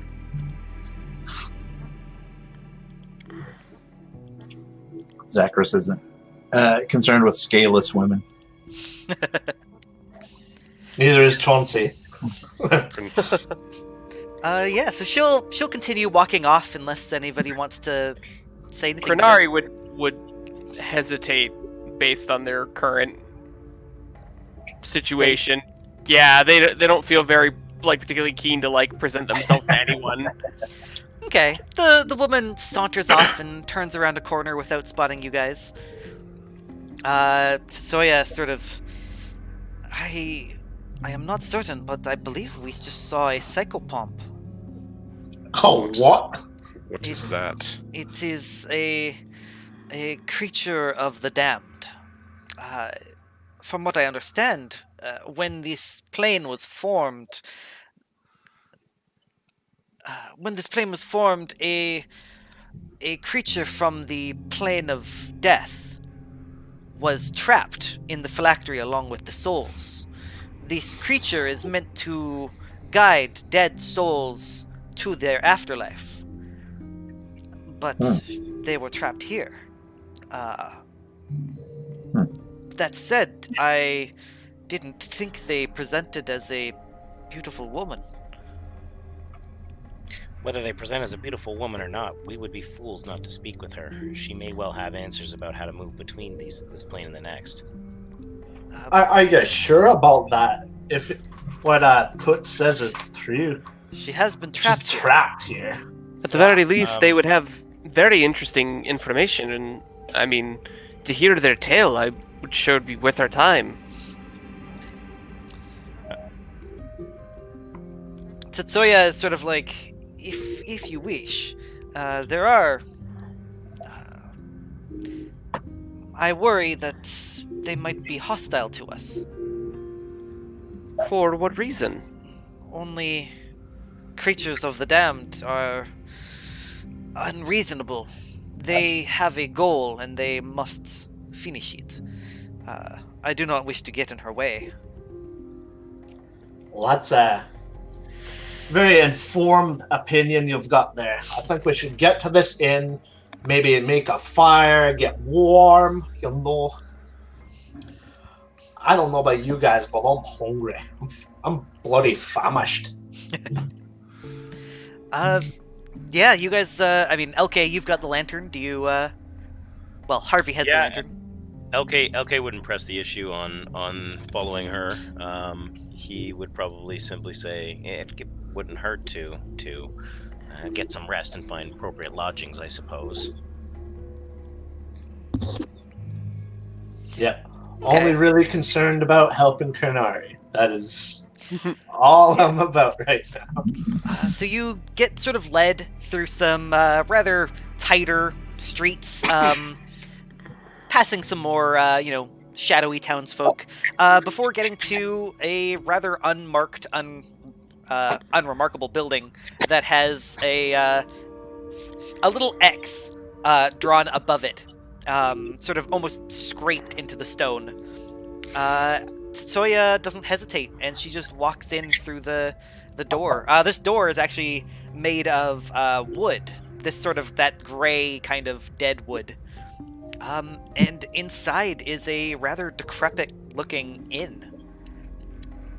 You see about 7 other shadowy figures sitting at tables and sitting by a small, barely lit fire, and a figure behind a table, sort of shuffling around these mugs of... Table? Bar. You mean bar? Bar, yeah. Sir, what did I say? Table. Table. Oh, yeah. Behind a bar, shuffling around these steins made of that metal. Ugh. That's not good. That shadowy figure looks up and, Tsutsuya, is that you? And Tsutoya's like, Maddle! Yes, it is I. I am returned. And she goes, it is good. I have never heard of anyone going to that plane, so it is good you're safe. Is Garrick with you? Who are your new friends? And Tsutoya, what? Garrick did not come here. And no, I have never saw them after you left. And Tsutoya sort of sits down. It's like, you would have thought that Duel or Topek would have mentioned if they were killed there, wouldn't they? Sort of looks at you guys. Almost certainly. We inquired a few times about other travelers through the region. She sort of looks at you guys, and Greysong and Zachris, you realize that track-wise, you didn't spot any tracks leading away from that portal. So they're potentially on that tree somewhere? Yeah, Tsutsuya is concerned. Oh, well, Zachris probably would say, Zacharias now see footprints. Well, Are they known to be particularly stealthy, or do you think they could have snuck past Duel and Topek, but been waylaid? Zed attacked us originally, so I doubt that they would not have gone back through this portal, but perhaps they found a different exit. Oh, I should go back there. Do you think that's safe? I mean, it seems as if we were only spared momentarily. I am an inquisitor. I do not really care if it is safe so much as what is right. I should find my friends. I would certainly help you in this way, but I do advise at least we wait a time so that the wounds are not so fresh. We do not kind of prove Zed's point. You should go back. You should go to the city. I believe only if I go alone, perhaps I can sneak past the birds. Greysong, would I perhaps be able to take that roamer from you? Of course, if you think it would be useful to your endeavor. I wouldn't be able to survive without it. You should definitely go to Yefre. Yes, we didn't all leave Zed on such good terms. To Yefre. Yes. But for now, let us rest. Maddle, do you happen to have any of that stew you had last time? And the woman is sort of like, oh no, you ate all of that. Some visitors left some apples here a couple months ago. They probably will feed you. I'm sorry, I don't know how mortals eat. A couple of months ago seems a bit dubious. Yeah, those apples are now wine. Or vinegar at this point. They definitely started growing some things. I mean, that's how you guys work, right? And Glob is probably like, yeah, I think so. It's only been like right. 3 days or so since we left the menagerie, right? Yeah, you guys actually have rations in your backpacks. Yeah, I still have. So I think Krenari would just take a seat and just bring out their pack and take out a ration. I will be okay. I appreciate the gesture, though. But, oh look, you are hurt. At the very least, I have some clean water. That would be most helpful. Thank you so much. I could brew it into a tea for you. I think perhaps I would just like to rest, if that's possible, and if are we staying? Well, I don't even know what time of day it is, but are we resting here for a while? Kunari, sorry, not Kunari, Tetsuya does sort of nod and says, this will be the last resting spot. I don't have a tent, so I don't particularly wish to camp out in the Dinmadaradoom wastes. Excellent. Then, whenever I could, I won't take any more of your time. Let us sleep here and gather in, well, what is ostensibly the morning. And Maddle goes off. You can hear the sound of someone like shuffling metal, pouring some water into a metal, and then gasping and like, "Oh no, that'll kill them." And then finding a wooden cup and pouring the water in that. As she brings it out and places it in the table in front of you, she takes her hand and puts it on your shoulder. And I'd like you to make me a fortitude save.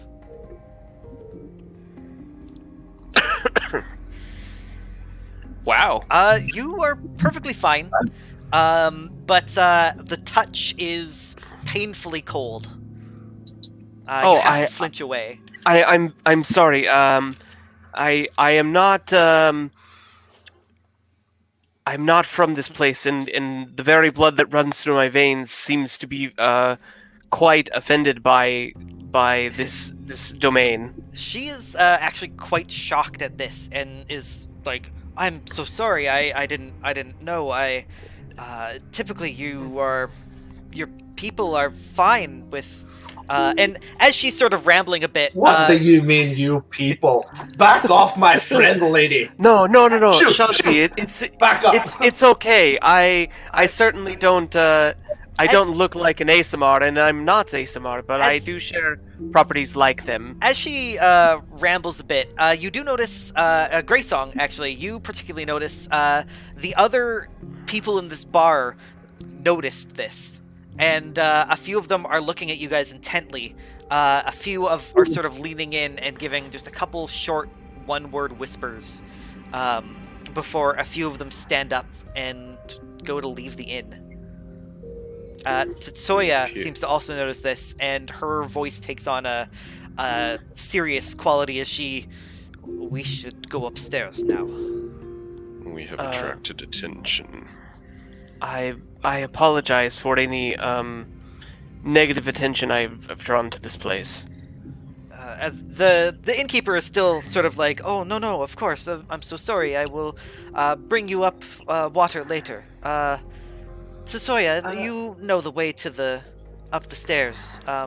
Please feel free to use any rooms you wish. Preferably one with like a fireplace or something to get, the warmth back in my friend Kanori here. Tetsuya sort of nods and is like, yes, I think I saw a fireplace. Let us go now. And she sort of takes her hand and like pushes LK a little bit forward as LK's holding onto the lantern. Oh, what exactly are you worried about? And he kind of would go along with her and get pushed, but We will speak upstairs. So do you guys follow her? Oh yeah, yeah. Yep. So following her up into this room, there is basically only 3 rooms. Each room has 6 beds in it, which, there's 6 of you. The doors are made of wood, but you notice that the windows are made from, the window frames are made of the metal, and they have a little latch holding it closed. As well as the lock on the door is made of that metal. She takes a dagger from her pocket and clicks the lock using the dagger, and sort of whispers to you guys, that should not have happened.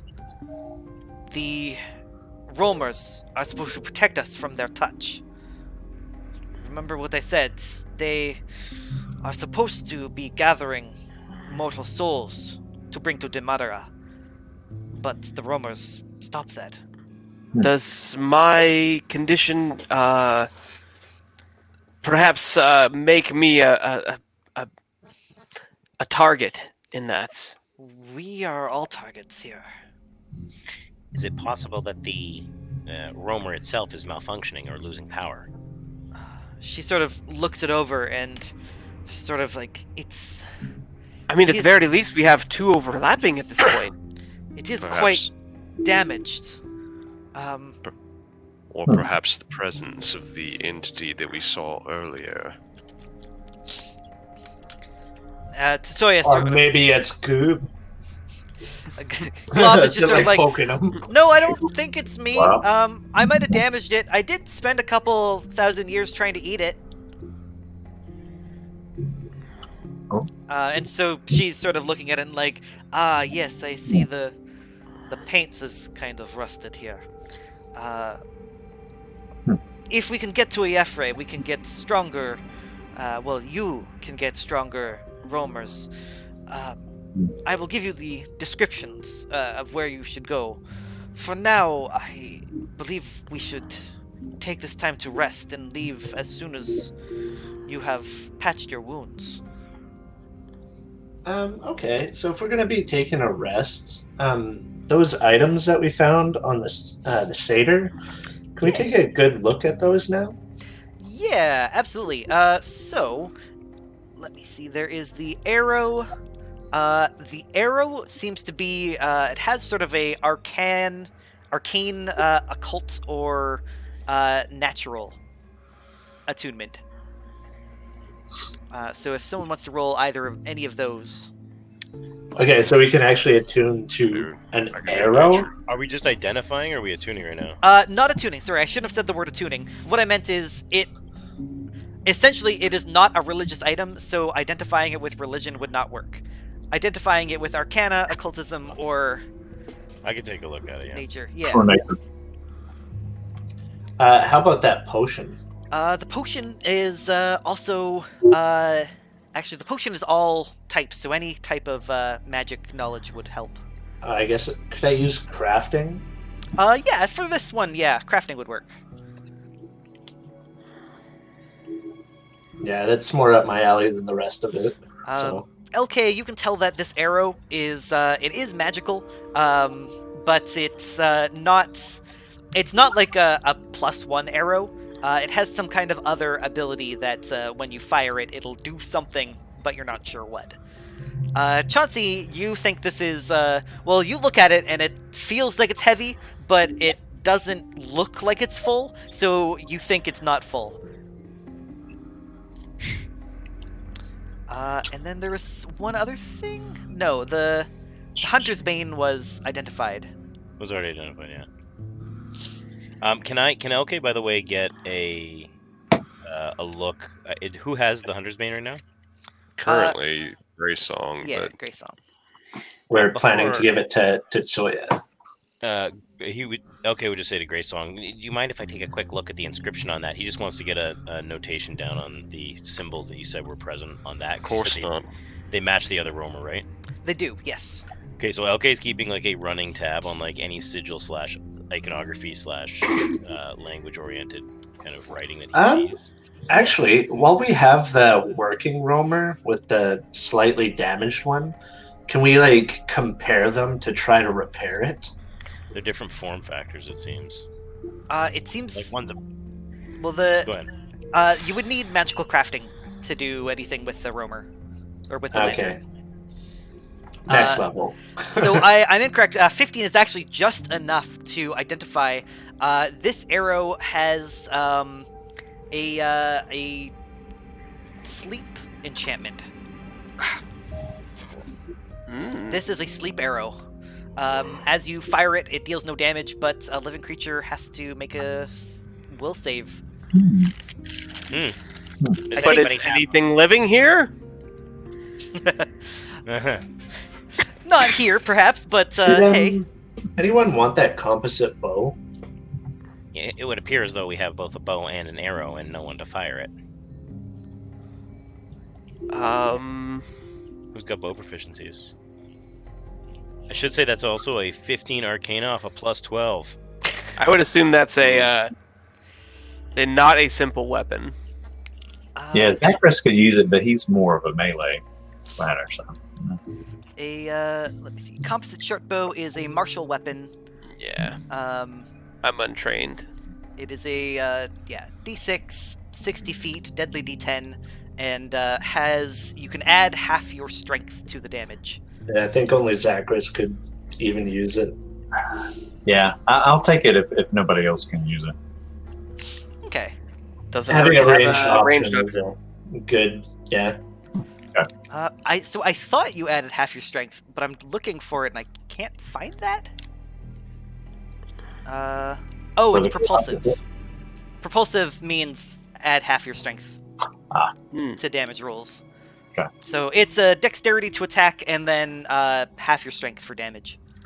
Okay, so I got a question about that. So I add my dexterity to damage because of my roguish thing. Yeah. Would I add, like, if I ever got proficient in that weapon, could I double up? I think so. Yeah.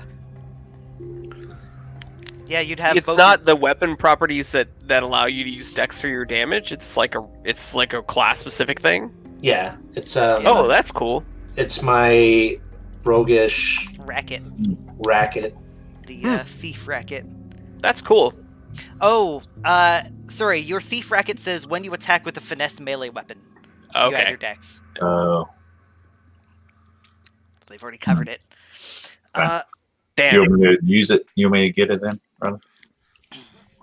So there's this thing in 5e where if you have a heavy weapon, you can use the Great Weapon Master feat to Yeah. do an additional 10 damage. But also, if you have sharpshooter, if you have a ranged weapon, you can do the same thing for ranged. And that heavy crossbow has both ranged and heavy property. So if you walk up and smash somebody with it, technically the feats work. That's cool. I mean, you'll never hit someone because it's -10 to your attack, but still. So you guys, with Chauncey's 10-minute healing, you guys can essentially, because you have that feat, I'm going to say that if you want to take an hour, you can just succeed at full healing everyone. They don't have enough hit points to really require more than that. But I will. It's just if I roll the 1 on Canary, it might kill them. That's what I mean. I'd like you to ask. I'd like you to roll 1 just for Canary. Would not taking a long rest heal me, or do we actually need no long rests? In Oh, Pathfinder. So we can't heal by resting? you heal 1 hit point per level. So you guys could sleep for 24 hours or sleep for 8 hours and regain 3 hit points. Feels bad, man. What, isn't it? Feels real bad. I thought it was con mod times level. It might be con mod times level, but That is. in any case, it's still only a little bit. Just so I don't just outright murk Canary, can I use my hero point just in case? Hero point is after the fact, so you can. Okay. So you can do a healing first and then see if you need I'll it. put guidance on you, Chauncey, as well. Okay, so yeah, another +1. Oh, that's perfect. So yeah, you crit succeed. So a few days to a week of downtime of bed rest recovers from all damage and non-permanent conditions. Well, at the very least, that's going to bring me to 24. So I will say that if you guys spend, an hour or two here, you can. Actually, if I spend more time doing the treat wounds, I double the healing. Okay. And with that, you guys can all full heal. So yeah, Canary would have healed 40. Yeah. I mean, If only I could. I'm trying to say you guys don't have to worry about it. Yeah.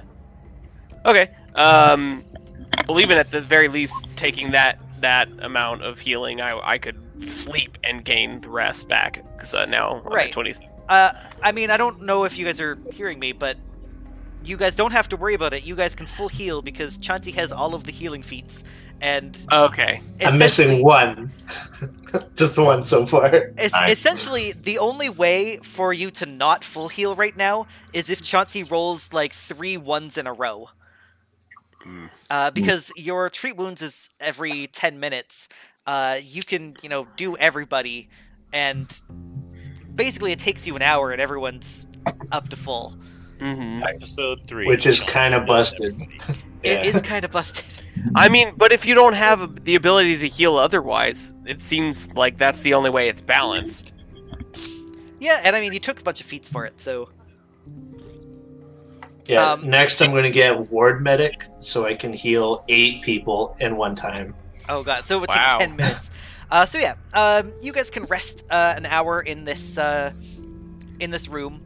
After that hour, maybe an hour and 20 minutes, you guys are patched up and at full health, essentially. Because you're at full health, all of your wounded stats, I know at least Krenari has wounded 1, that gets zeroed out. When I crit heal, it also removes wounded. Okay. And I can't not crit heal. Okay. Yeah, with that, what would you guys like to do? Tetsuya is sort of like, we've traveled quite a long time. Do we risk sleeping here, or do we sleep on the road? I think sleeping here would probably be better. That might depend exactly on what the issue with the patrons downstairs was. And he would look at Tetsuya. If they know that they can touch us, then they can hurt us. I believe that the townsfolk are kind people. They would not try and hurt us, but the church is more strict. If any of those... if the church learns of our weakness, we might be in trouble. I'm not certain that I relish the thought of being bottled up in a room where we can't see our enemies coming at us. Could we, have a solution to that? I've been working on a new spell, and LK would offer to alarm the room if we needed to. Yeah. I hate to propose something that would hurt someone, but we've only seen that it would harm me. And Zachris. Perhaps we should. Oh, and Zachris too. Oh, sorry, you meant the touch, or Yeah. the metal. The touch. The touch, yeah, only. Yeah. Perhaps we should determine whether or not this is a condition that all of us are might suffer, or just me.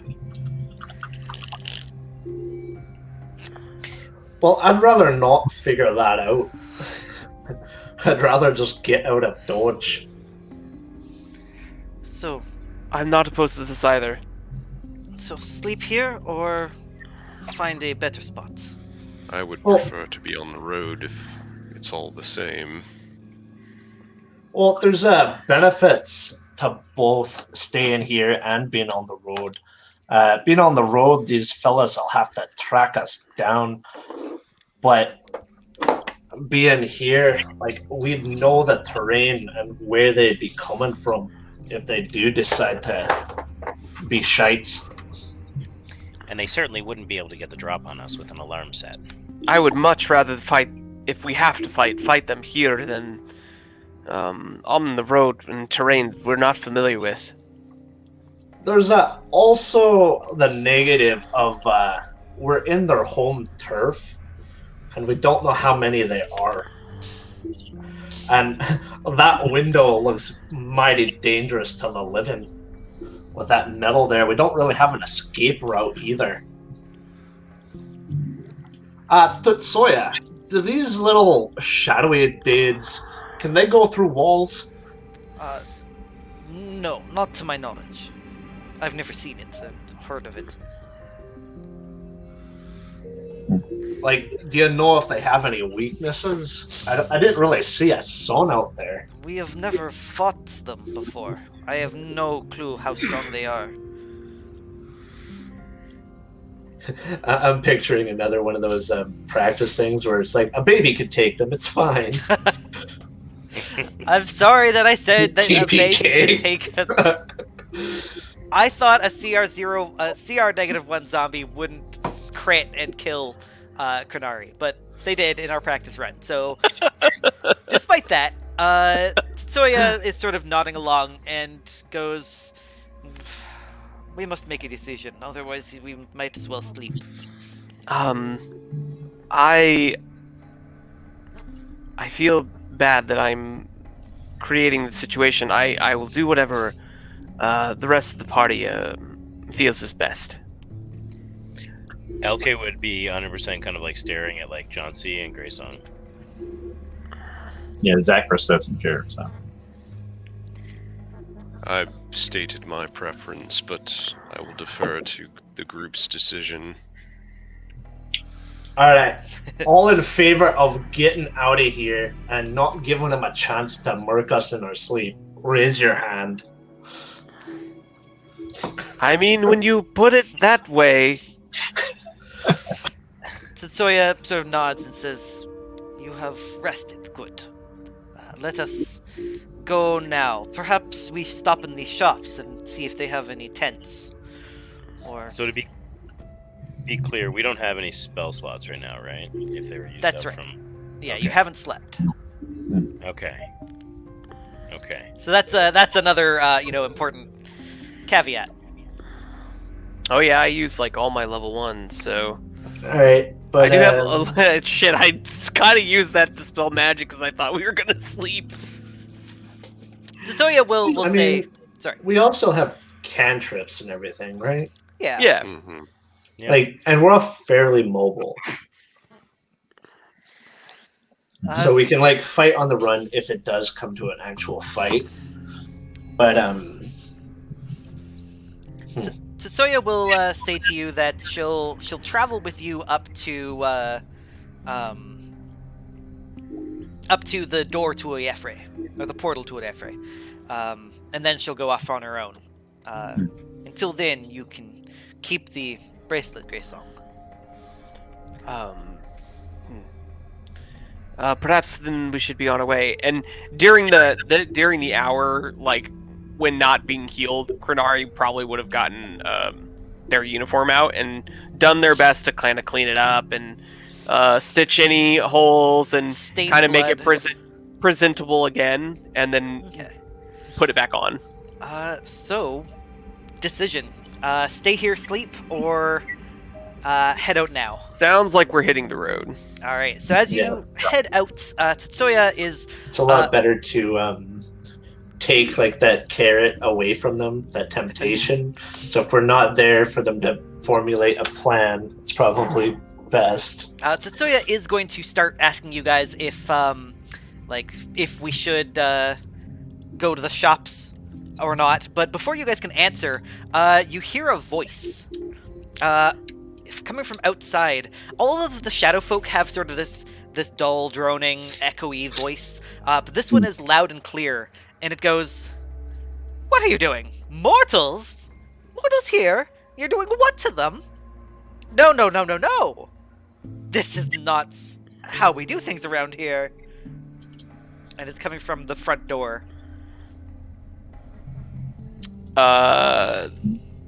Probably would want to kind of approach the door, but not open it. Maybe listen. Wait, is it the front door to like our room, or is it like can we hear it outside? Outside the And there's inn. like, okay. Yeah, you can actually look out the window and you spot some guards who have their spears. They're outside in the alleyway, or not in the alleyway, but like the road. And that woman with the red dress stands away from you, so you can't see her face, but she is standing there speaking to these people and is not pleased. Do we see any of the people that left the inn? Like the people that were kind of like shocked and left, or are they kind of there? Like, did they go and get them? It looks like they went and got the guards, but they're not with the guards right now. And she is there's some animosity between her and the guards. Like she's trying to stop them from doing what they're doing. Yes. Okay. So, yeah, do we think see we the should- innkeeper around? Sorry, what was that? The innkeeper? Do we see the innkeeper around? Yes. She is sort of worried, listening, and she hasn't said anything. Is there another way out of this place? Yes. Yes, there is, but it goes... There's an exit, out of the town even, but it goes under the basement of the church. Let's go. Let's What use this dangers distraction. would that entail? Those are Would church... we meet in? Those are church guards. If you're running from the church, then, well, you don't want to go in their basement. You know, maybe we're safer the closer we are to danger. They'd never expect to look for us there. Do I get the sense that that the people outside are like itching for a fight? Like they look like they're They don't violent. Look like no, they're not violent. But they are definitely coming to your inn. And hey, there's guards, so it is possible you guys can just talk to them. I hesitate to say this, but I would like to at least attempt to speak our way out of this situation, especially as someone is speaking on our behalf. If this is just a matter of if I'm the only one that they want, then I would certainly not put the rest of you in danger in that instance. Tetsuya sort of shakes her head and says, "It's rare that a roamer does not protect everyone equally." Yeah, If they I'm come with, for you, they come for all of us. Sorry, Kanari, as well as how good you are at talking to people, I don't really think these are people. And I'm not willing to put your life on the line. You'd think that the innkeeper, if she could blush, would be.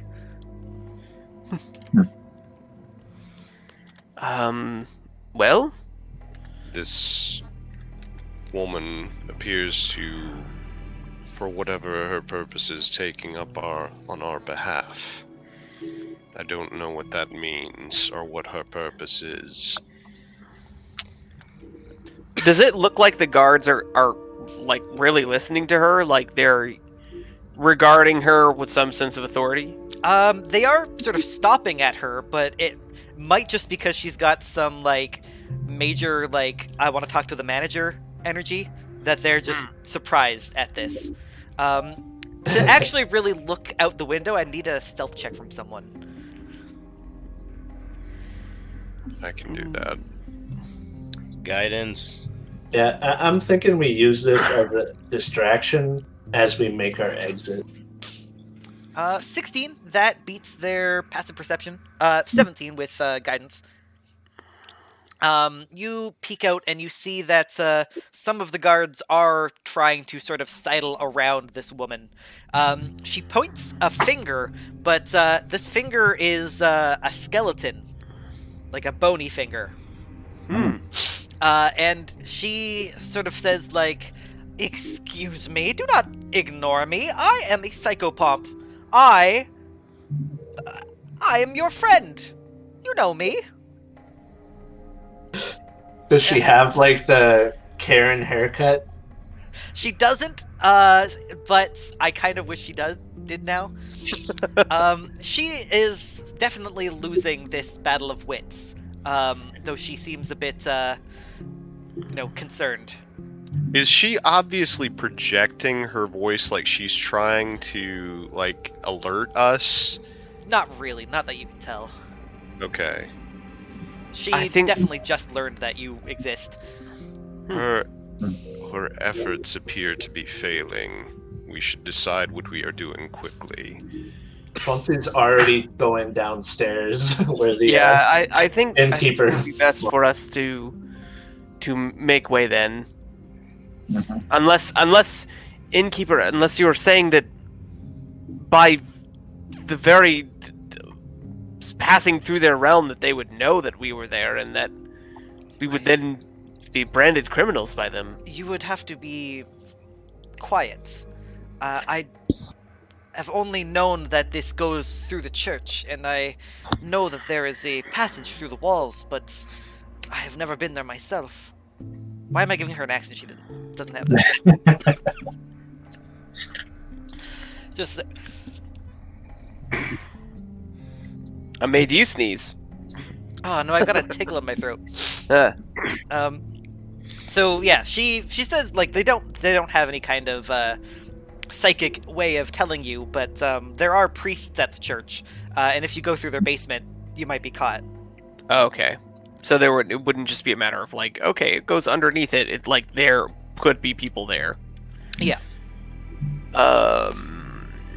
Krenari looks to the rest of the group. Thoughts? Are there side alleys that we could make use of windows or doors to get around this commotion and make our way out of the city? No, So- there's only one front door. So, so just them being what they are, right? They essentially feed on souls. No. It's their job or their nature that makes them want to seek us out. You're not sure. Tsoya doesn't really know for certain. She only knows rumors that, their job is to take the souls. But they're also the souls that were collected from the material plane by a lich. So, you guys could make a check. A knowledge check. Maybe a religion or an arcana. Yeah, because if it's just a job they have, We can then do a religion check. yeah, Krenari might be able to talk them out of it. But if it's like Ooh. I guess like how a vampire has a hunger that they just need to go satiate. So, great Maybe song. not. You, looking through the corner of this window, remember a little bit about the Boneyard. Essentially a plane of, it's not really a plane so much as a central hub where all dead souls go. The souls that go to a lich's phylactery completely bypass this plane and are detached from the souls. They have no reason to protect their lich. In fact, they desperately want to get out of the plane. But anyone who sort of stays in a place for long enough starts to see it as their home. They are probably somewhat territorial, and in addition, liches need to eat. And liches, these souls that you're seeing, are essentially the lich's snack. If they were to kill you guys and present your souls to the lich, then they wouldn't be eaten. I will So, impart this. with your critical success, you're pretty sure that these guys, it's possible to talk them down, but they have, life or death reasons to kill you. So do we want to trust how Krenari's been rolling today? Yeah, Caldera's apparently been rolling with D6s instead of D20s, Are the guards distracted healed enough now. that we could slip out through the front without them seeing us? Perhaps. It would be difficult, and actually, I was incorrect. There is at least one window in the back that you guys could climb out. That seems more appropriate. Is it made of that material? No, just wood. Oh, okay. We should take that's our this way. window. Yeah. Yeah, let's make haste. Yeah, you guys, crawl through this window,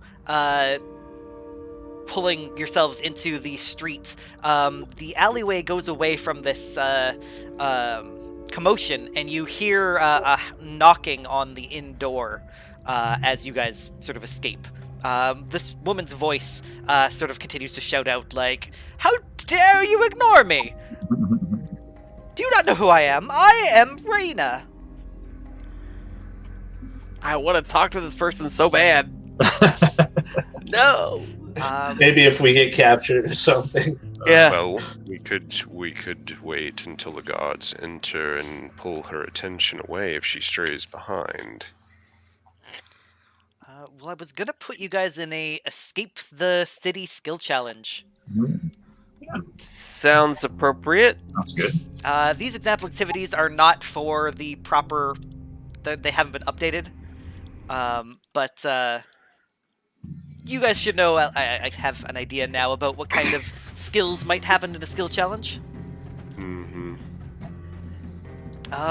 Yeah, there is, you guys don't know whether or not the townsfolk have been alerted. You don't know, exactly who is a guard and who is not, because they don't wear any uniforms. a lot of the rooftops and like the tops of the walls are made of this metal that you know burns you. But there is, there are still things that are in a typical town. There are barrels made of normal wood, a few crates, things that you could put together to assist you.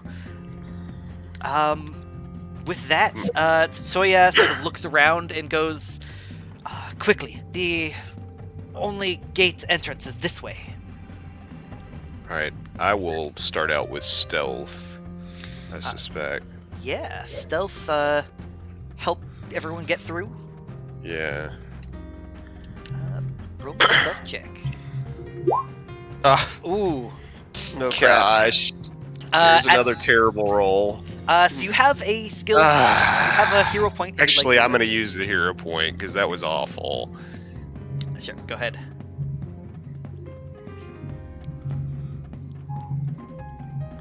I've had a few amazing rolls and really awful ones. 16, let me quickly check what the DCs of this stuff is.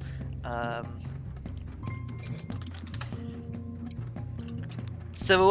you just barely, as you sort of pass through a street, you help everyone get through into another alleyway. I imagine Krenari is the last one through, and you have to, like, scoop them forward and successfully get past. There are more guards, and they do seem to be looking for you. That is a success. Who is next? I think I would like to. Can I use create a diversion with my deception? Yeah, for sure. Actually, so let me ask you this: can I use the framework for creating a distraction through deception? It specifically says in create a diversion that if you're using distracting words, it gains the auditory and linguistic traits. Right. For that, could I create a diversion and make an alternative roll? Are there any alternative rolls to deception that I can make use of to make like a linguistic deception? Pattern in their voices, call maybe using her voice and or one of the guards' voices and mimic it. Like ventriloquism? Yeah. Are you using a spell for this or just your own? Well, what does create a diversion kind of extend to? Like how far, and what does it give you the capacity to do? Because it's pretty vague when it comes to like with a gesture. Well, he could use words.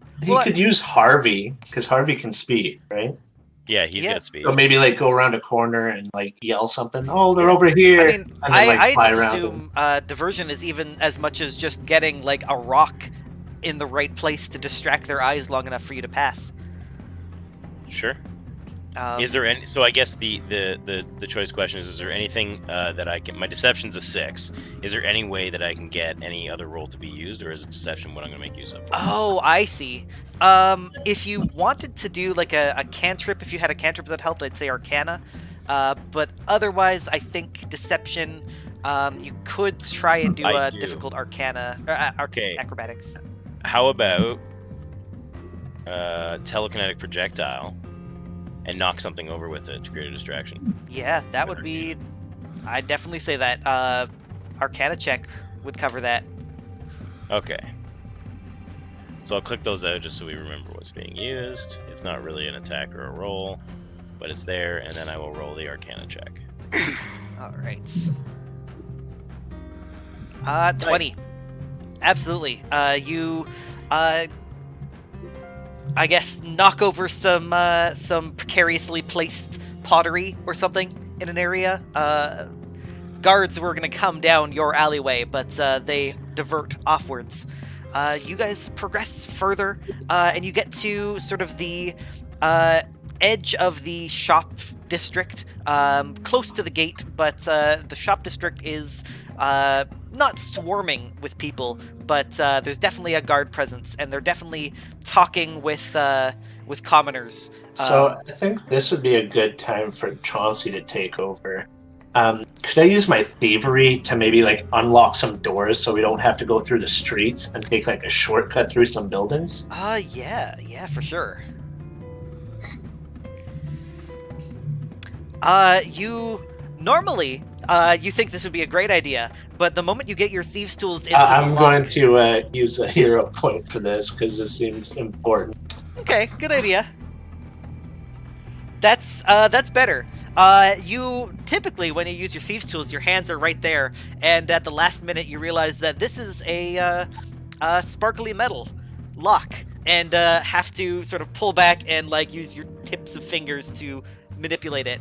But yeah, you break into a empty house and escape through, a side window around the side here.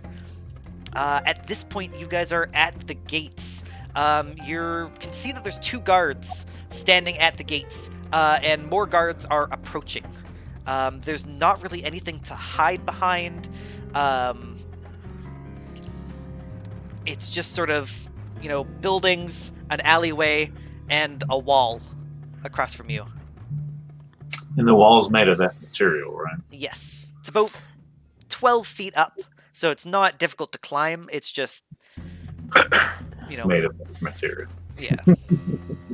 I could try something probably stupid. Or I could take on the wolf form and run past them and gather their attention. I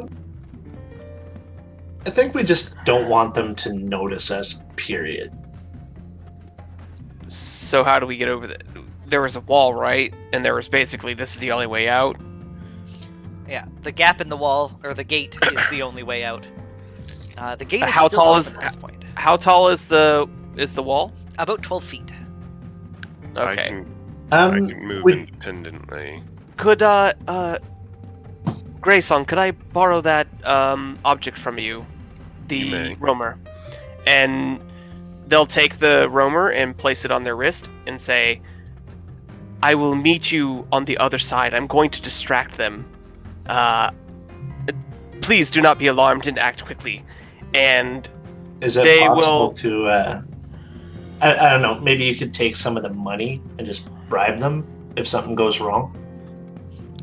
I think... Because you said the money is worth it's worth something on all the planes. Typically, yeah. So Krenari's gonna give them kind of a reassuring look and then run out to the street kind of right in front of them. And then smile and cast angelic wings. So wings of pure light would spread out from their back normally, but I assume, based on the situation that we're in, that this is going to be some kind of grotesque performance. That's just going to be like some kind of nightmarish entity that sprouts from their back.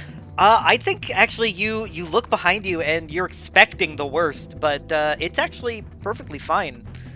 Well, at least it's very bright. Yes. And so they look at the guards and they smile, and then those wings erupt from their back, and then they fly over them.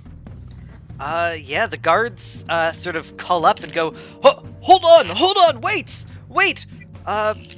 Give me... And, well, actually, I guess I don't really want to go over the wall. I would like to go over their heads, and then, but out of striking distance, and then kind of go out the side of the gate so that they would follow.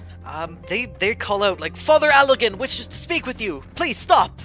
And give chase. But the other guards that were approaching quickly take their place. Oh, damn it! Well, I'm still going to be flying for my movement speed, and I'm just going to be flying off. Okay. How many guards are still at the gate? There's 2 now, and they're on guard, sort of looking around like, perhaps they've come, perhaps that was a distraction. Damn it! I mean, I couldn't have made any kind of check to, really get their attention there. Maybe, I would say a diversion. I would say a deception diversion would be... Yeah, I'll definitely roll deception. I have a +9 in that. And I'm probably gonna fail miserably on that. Not bad. No, that's perfect. I'm not gonna say it's a success, but it is not a failure. Okay. Certain courses of actions are, too difficult to come back from. The guards were coming. I didn't say that. I feel like I'm being so mean. I've stopped your healing. I've killed you. Oh, and I guess, of course I would be aiming towards like something that I could get behind. But if I don't see anything, then they're just gonna go up like this, like angled upward, going higher and higher because they know whenever it ends, they're just gonna feather fall down. Yeah, so in an angled trajectory. Essentially, once you're through the gates, Tsutsuya would be leading you guys to the left, so presumably you'd go to the right. There's, I mean, the land is very barren, so there's not really anything to hide from, but you can at least go, around the walls. Yeah, the rest of you, what would you guys like to do to follow Krenari?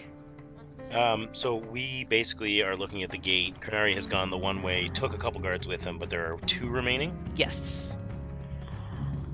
And if you want, you can bring this into a combat. If you want to hurt these guards.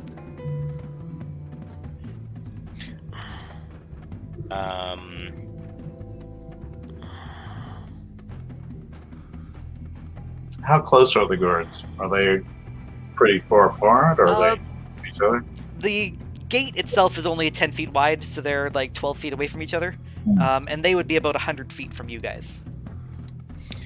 So you actually wouldn't understand what they're saying. We could potentially use that arrow of sleep to knock one of them out, and we might be able to neutralize the other. That arrow was meant for living people. Is the gate open? It is. Yeah. We could simply try to get as close as possible and then bolt through the gate. I doubt that they would have opportunity with as wide apart as the 2 of them are to stop us. 10 feet? I mean, there is 5 of us and only 2 of them. And we're not quite sure if... Okay, so these guards are definitely informed of who we are and the incident with Krenari, right? Yes. Okay. I see no choice but for us to force the situation. Tsutsuya will say, like, perhaps another divisionary tactic? Why is she French now? Sorry, okay. So, sorry, LK was my whole racket is I'm a thieves racket where, like, this is my job, essentially, is to find ways in and out of places with things. Yeah. So, like, the rogue racket is the thief racket, where all I do is smuggle. Right. Well, your racket is, I thought, the oh yeah, it's a thief racket. Yeah, Rich, what were you saying? And then Eric, you were saying something else?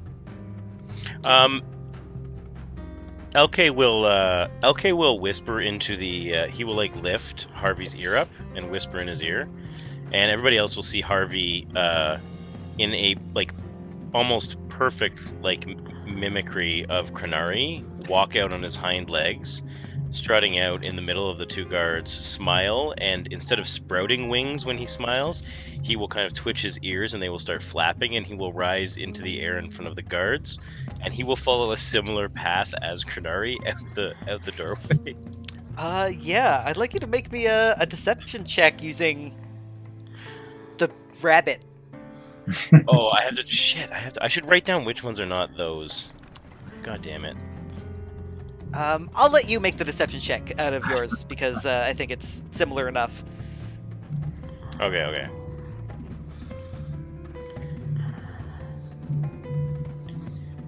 Nice. Yes, that is enough that you guys, they chase after the rabbit at this point. Okay. And they are, Your sacrifice will not be in vain, Harvey. They're confused. They're sort of like, wait, was one of them a rabbit? Do rabbits have souls? What is that? Does the rabbit sing so long, farewell, how Peter sing goodnight? That's right. You guys get, you notice there's more guards, present, and they're gonna come soon, so you take that moment to pitch. Ow! Yes. Run. Yeah, you guys run away. Krenari, you see them from up far that there is a rabbit coming after you, and do you want to turn back and sort of follow their trajectory? I will turn back at the very least to like attempt to catch Harvey, like literally catch them. Okay. Because I know that Harvey doesn't have the roamer, Right. so I Oh, don't yeah. want to get. I don't want Harvey to get hurt. Harvey should actually take 1d6 negative damage. Roll it up. So that was. Ooh. What happens when Harvey dies? Or his hit points hit 0? Does he just poof? It's a familiar, right? Yeah, you can summon them back. You can spend a week downtime to replace it at no cost. Yeah, I forget how much hit points he has. 5 hit points for each of my levels. So Oh, he thank has God. Wow. 15 hit points. Okay. So yeah, he's fine. You catch him as well. So yeah, sorry. Do you continue leading those 2 guards away, or now 4 guards? Oh, I mean, I guess I would keep running. If I see them, I mean, I'll probably start like slowly kind of turning my way toward their trajectory, because I mean, they know they want all of us. It's not so much that I'm like, oh no, I'll get them. I need to catch up to them. Okay. As well. So you guys, with your fly speed, it's the same as your speed, but the sort of directions you guys are going will eventually converge. You guys are being chased by these 4 guards. The area is barren, but it is hilly. You guys could use maybe like an athletics check or something like that to... Yep. Yeah, I'll do an athletics check to try to find the best kind of route to climb up and circumnavigate. For sure. Nice. Yeah, that is fantastic. That is a critical success. You find a perfect, path through the rocks, even a crevice that you think they wouldn't notice.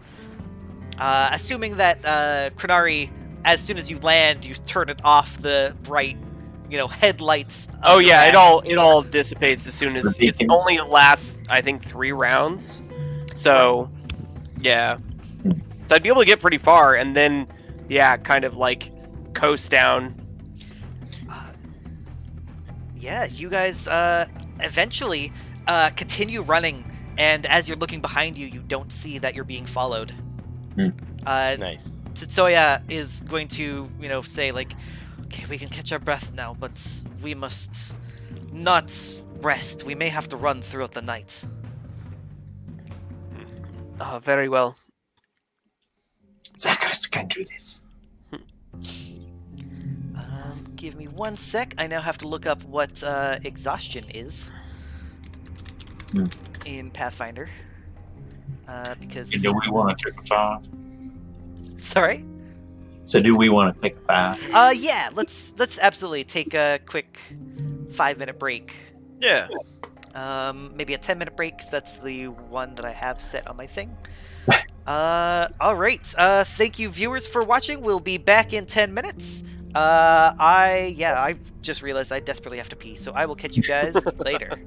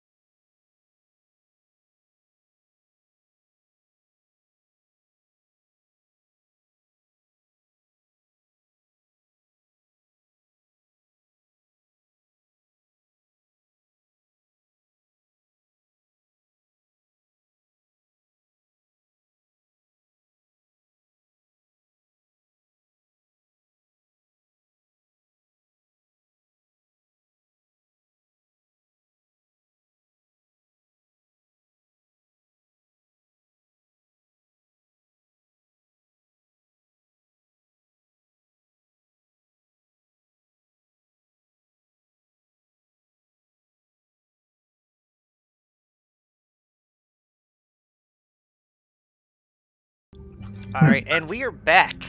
Let me just see. Roll20 is connecting. GridFam, I mean. Excellent. Actually, double check Twitch, make sure that's up. It's gonna take a few seconds for it to connect. Okay, good.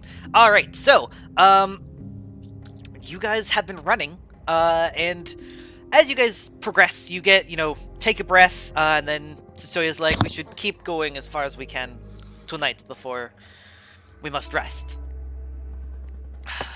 It might be cold, but at least there's no rain or other problems.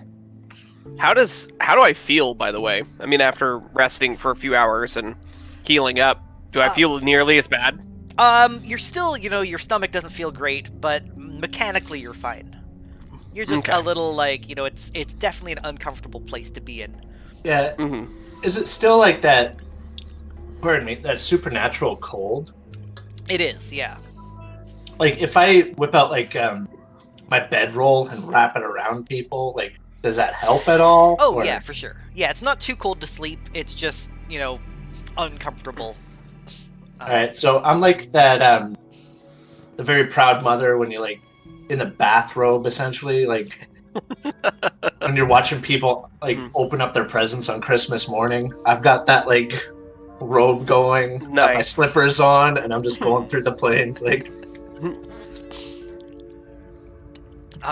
Yeah, so you guys progress further. Tsutoya is succeeding at, navigating. She's been this way a number of times before, and she says, it will not be too long before we reach the Ephron outpost.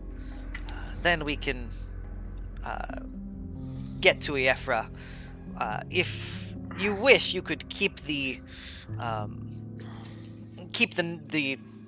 bracelets, and I can find another way to find Garrick, but... No. We would give this to you, at the very least. I think we only needed it for this particular issue that we just faced, but it is yours. If you find your way to the Inquisition, they can definitely give you a few more roamers, if you agree to help them. At the very least, they can give you a place to sleep in Ephra. Do you have any item or trinket or maybe something that would endear us to the Inquisition should we run into them, to prove our allegiance to them? Yes. Show them this. And she takes off a necklace. It's a fairly simple silver necklace, probably worth, 5 gold. But it's... The chain links are kind of in a strange, identifiable pattern that looks sort of homemade. And she sort of says, I made this as a child. The people there will recognize it. Tell them that I gave it to you freely. So they won't think we murdered you and took it, will they? No, not if you tell them what has happened here. That I am looking for Garrick. They should prove. Beautiful and useful. Thank you, Tsutoya. You've been of such a great help already. Thank you. Well, we have not out of the woods yet. Let us get to the gates of Ephra, the outpost. And as she sort of says that and stands up and stretches, I presume that none of you have any spells that make the whole party faster, right? No. Good. So when these guys do,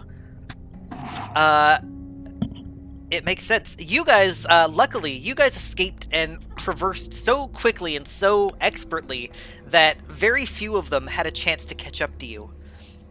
Tsutoya spots off in the distance a man flying. Similar to how Kranari flew, only this guy has black wings. And guards are running towards you guys. She immediately is like, okay, let's go. Actually, I don't guess that this counts. I do have terrain stalker underbrush. This is just barren rock. Okay. Underbrush, I imagine, is more like forests. Yeah, it only has so terrain stalker. There's only a limited number of terrains there's that only they like 3, isn't list. there? Yeah, and I don't know if that means that everything falls within one of those categories.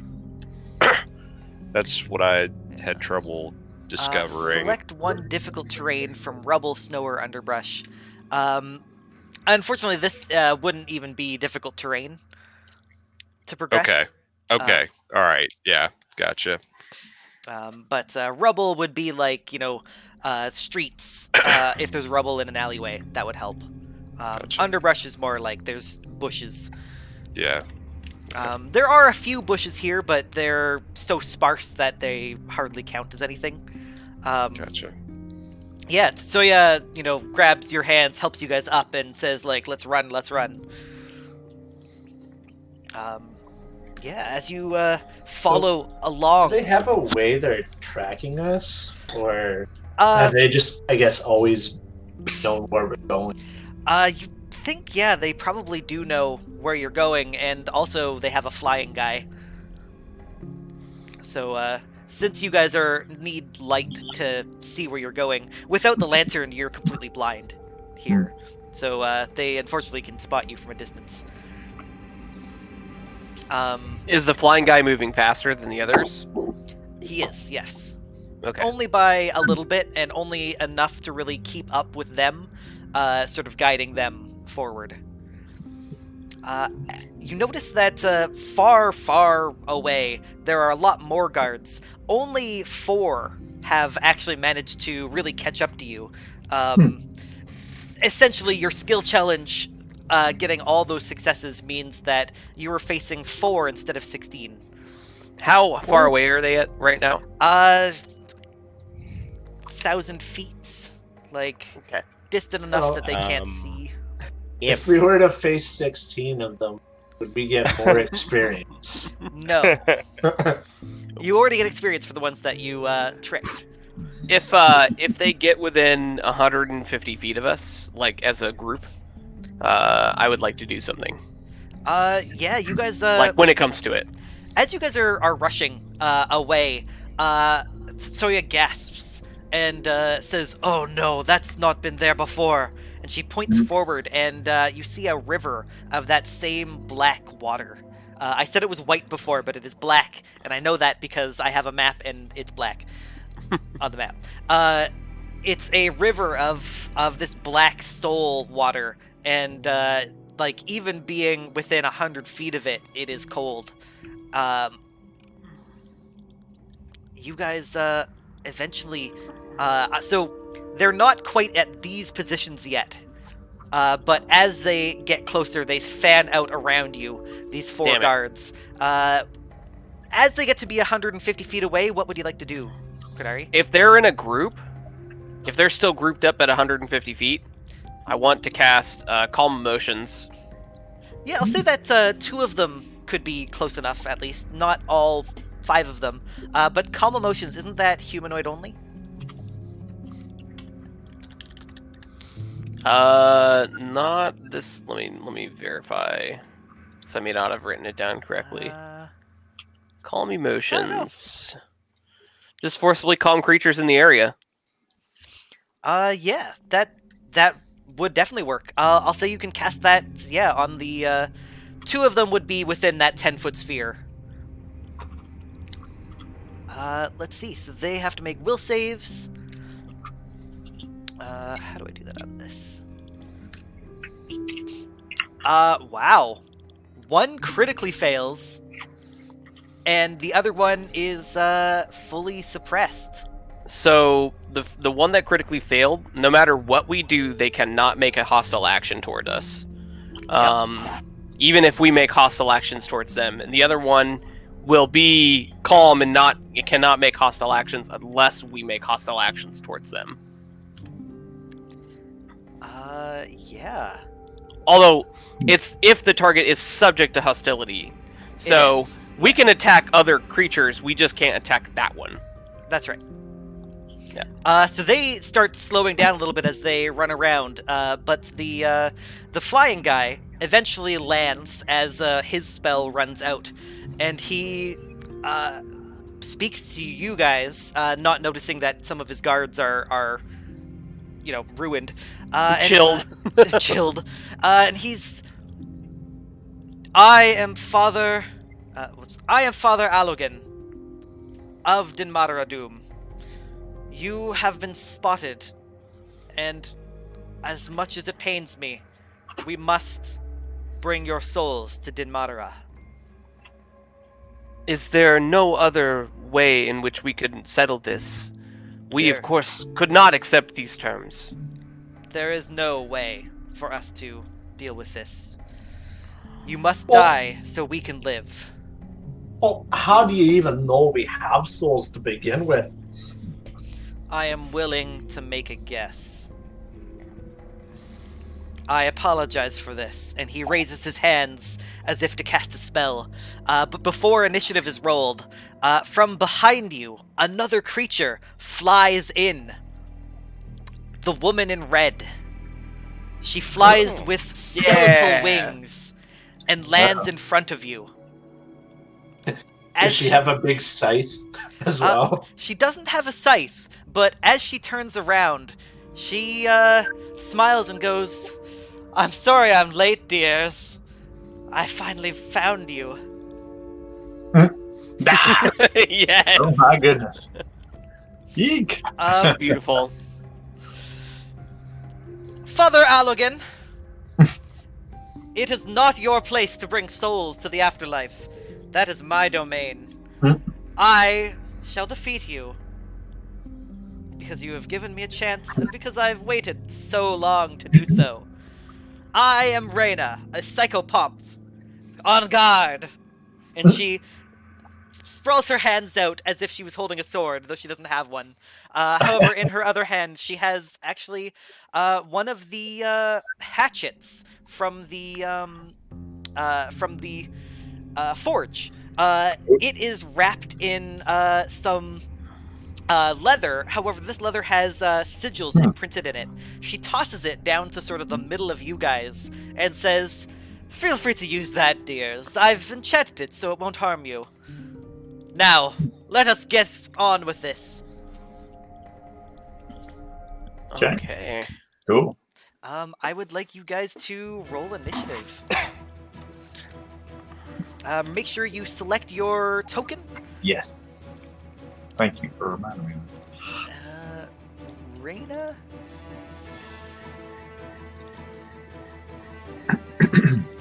Did I not do what I... Oh, I did the wrong.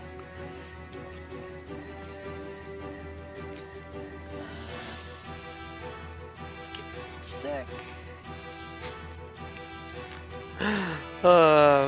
Fucking hell. And to be clear, we didn't rest, right? That is true, but you were not fatigued. Okay. Though you think after this fight you'll be pretty damn close. How do I sort? So Father Alogan is actually extremely fast. Wow. He takes out a staff from his robes. It is a bright white staff, made with white wood with gold tips on the edge.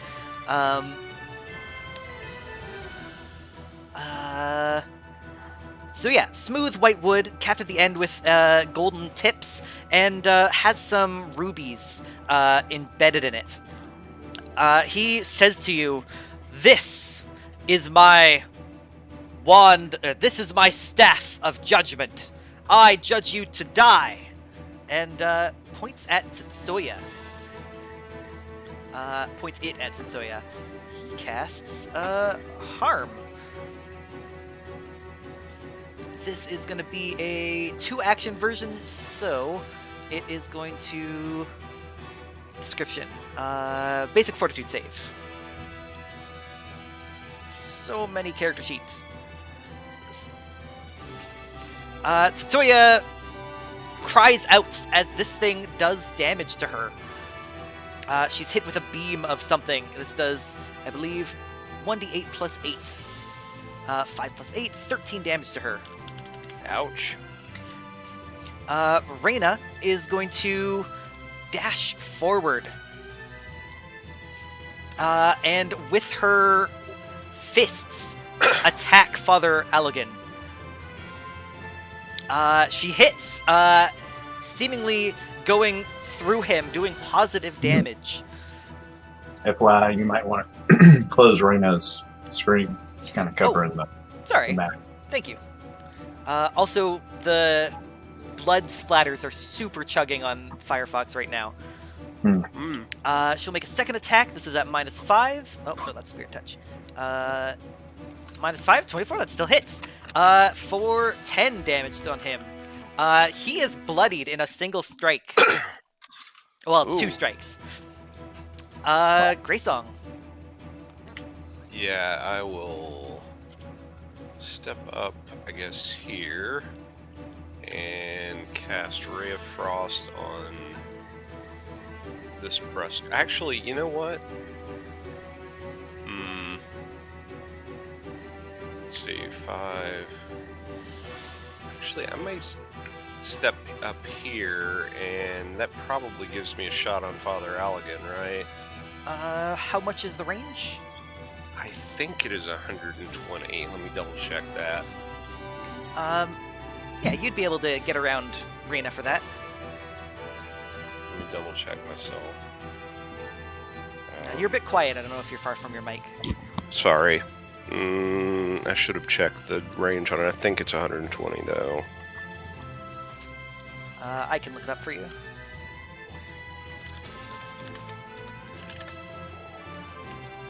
Yeah, having the wiki in the background is always great. 120 feet, yeah. Spell attack roll for 1d4 plus spellcasting cold damage. So,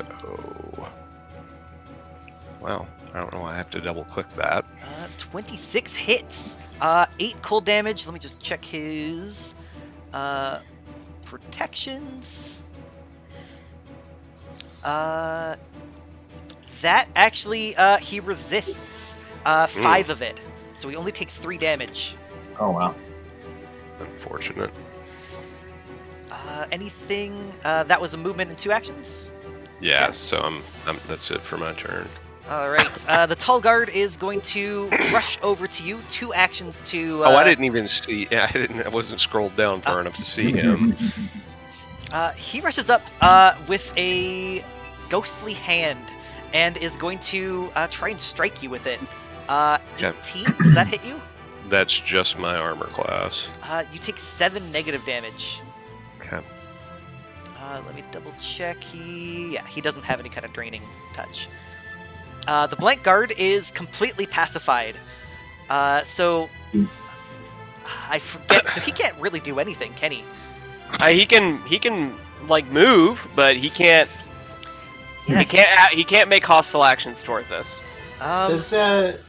Do they get new saves every turn? For calm emotions, it is sustained up to 1 minute. So Yeah. they don't, as long as you spend an action sustaining it, they don't get any more saves. He crit failed, so that's the thing. Cool. That would be hostile, that action. So he is going to just move up and sort of guard himself. LK. LK is going to... Where's the hatchet? It is on the ground in front of Tetsuya. So LK is going to move to it. Can I use a interact action to if I move to it, to give it to Zachris from there? Yeah. To eliminate his need to like draw, use, or waste action on it. Yeah, I'd say so. You can toss it to Zachris. Zachris, you could have to use your reaction to catch it. Okay. And then you would get that back next turn. All right. So yeah, if you were at like this square, because that was between the two. Okay. Do I need to roll anything, or just say I... No, just we just See. use your reaction. Yeah. Okay. So yeah, one more action, okay. Cool. Was that 2 actions? Yes, my move and my thing. I will give a guidance to Chauncey. Yeah. Now, guidance is just one skill check, I think. Guidance. Can you click the spell? Yeah. Oh, it is attack roll. I'm sorry. Yeah. Okay, so one of everything. It's Bardic. Right. Chauncey. Double move. I am going to dash over this boy, try to get flanking on him. Yeah, for sure. And like what I'm going to do is I'm going to run over there and kind of like slide on my hip, stand up next to him, and just like two-hand my rapier into him. Sounds badass. You'll leave my body alone. He is flat-footed, so that is a crit. So that does 9 piercing plus 4. Well, actually, no. 9 plus 4. 13, so 26, 32 total. Good lord. 32. Wow. So he resists, being ghostly, he resists 5 of that. Otherwise is completely decimated. Dang. Rather than sort of falling in a clump, the cloak disperses and you see the whole, like, body as you see this sort of elven man sort of stretch up before disintegrating, almost like endgame disintegrating into nothingness. That was 3 actions. That is my whole turn. All right. The Brusque Guard is going to rush forward with 1 action, but rather than attacking, he is going to make a moan that sort of echoes around your ears, and you see his face turn into that of a human woman. She uses Frightful Moan. Everyone within 30 feet, I will put a radius around it. Will save. Will save, yeah. Okay. Woo. Yeah. Well. Wow. Take that. I'm missing 1 We person. give 0 shit. Yeah. We've been through some shit. I give Tetsuya. Not today. This has got to be like a trick we saw Lich, at the menagerie at please. least once or twice. That did not work. Give me 1 Yeah, second. that 0. Can you roll 0? So Tetsuya fails. Yikes. Wait, is she +8? Or that sh- was with +8? That is +8. Yeah, that's she rolled Yeah. 2. Just barely failed. So just barely failed. Barely didn't critically fail. So on a success, you were temporarily immune to this. Cool. So she is frightened too. The Tough Guard is going to sort of dash up and try and dance around LK and is trying to attack you but doesn't know how because he's too calm. He's too chill, man. Zachris. So what's the stats for that hatchet? It is in your hands. Yes. You don't have to make any actions. Oh, well, the stats. Yeah. It's just regular hatchet. Damn it. No, it is a +1 ghost touch hatchet. So Nice. hatchets are. Let me double check. Equipment, weapons. Hatchets are 1d6. They are agile, sweep, and thrown 10. Okay. And +1 is just +1 to hit, not to damage. But Okay. Ghost Touch gives basically you can touch ghosts with it, so they're not going to resist any of this. So is agile sweep and what? Did I say thrown? Yeah, thrown for 10 feet. Oh. Okay. Cool. Alright. Okay. So yeah, I'll using the hatchet, I will move forward and attack the Brusque Guard. Yeah. Okay. So, So first or second action. ooh. Oh, Yeah. So your All second action, you using this hatchet almost decapitate him. Nice. All right. And then for the second action, Would be -4 because of agile. yeah. I was about to say, yeah. Okay. All right. That yeah. misses. Yeah. Yes. Yeah. Okay. And that is it. Krenari. Krenari is going to use one action to sustain Okay. calm emotions. So I can still cast things as long as I spend one action to do that, right? That's right. Okay, so then I will use my remaining 2 actions to cast Daze on the breast guard. Okay. So he's gonna make a will save. See if I can finish it off. So 16. What is Failure. That's a failure. 19. He fades away. Cool. And that's it. I can't move. Father Allegan is going to bellow in fury. Is going to cast. Let's see. Cast Silence. Oh, Silence is touch. Oh, right, because they have the special Oh. thing. So he doesn't cast that, because this is Pathfinder. He's going to cast Spiritual Weapon. Oh. Create a spiritual weapon out of force and attack LK with it. Or no, Rhea. Attack Rhea with it. 13 What's it look definitely. like? It's what is? It would has say to be a the ghostly spear. image of a deity's weapon. Mm-hmm. What would it would be? Whatever Dinmadara. Like, what does a lich use? Maybe a mace, where the end of it is like a Yeah. phylactery box. Oh, there you go. Or a skull. Yeah, With a skull glowing on the end eyes. of a chain. Yeah. It swings, and Rhea easily dodges past it. Cool. He uses his last action to strike at her with a ghostly hand. That hits. Oh, negative. Is she somehow not resistant to negative? Really? Yeah, so she takes 8 damage as it burns into her. Now that you're looking closely, you realize that she's not just really skinny, she's literally a skeleton. So, like, it burns the bones on her. She needs to eat a sandwich or two. She needs to be a sandwich or two. Ah. Rhea is going to respond by slamming him again. That is going to miss. Second attack at -4 is still a crit.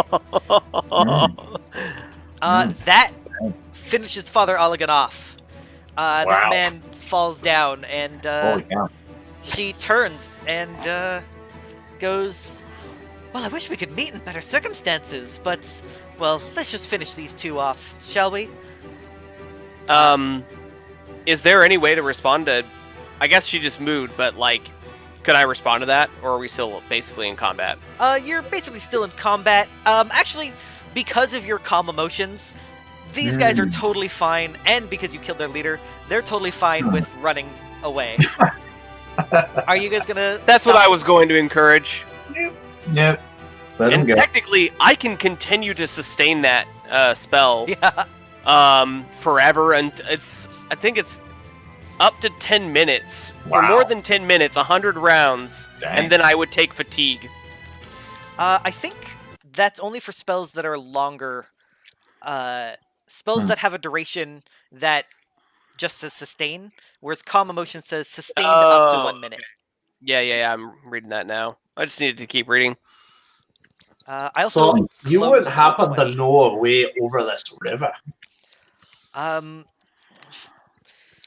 Well, you're going I'm to... saying this as I take that guy's judgment stick. Yeah, so he, as he fades away, he leaves some, artifacts near back. At very least, I'm going to use this judgment stick to like pole vault over the river. This is a staff of healing. Nice. As you identify this, because I forgot to make you guys roll for it. Oh, good. It's made of wood, so that helps. Yeah. I I'm was gonna say, very oh, much. be careful about touching Yeah. all of that. I just fall limp.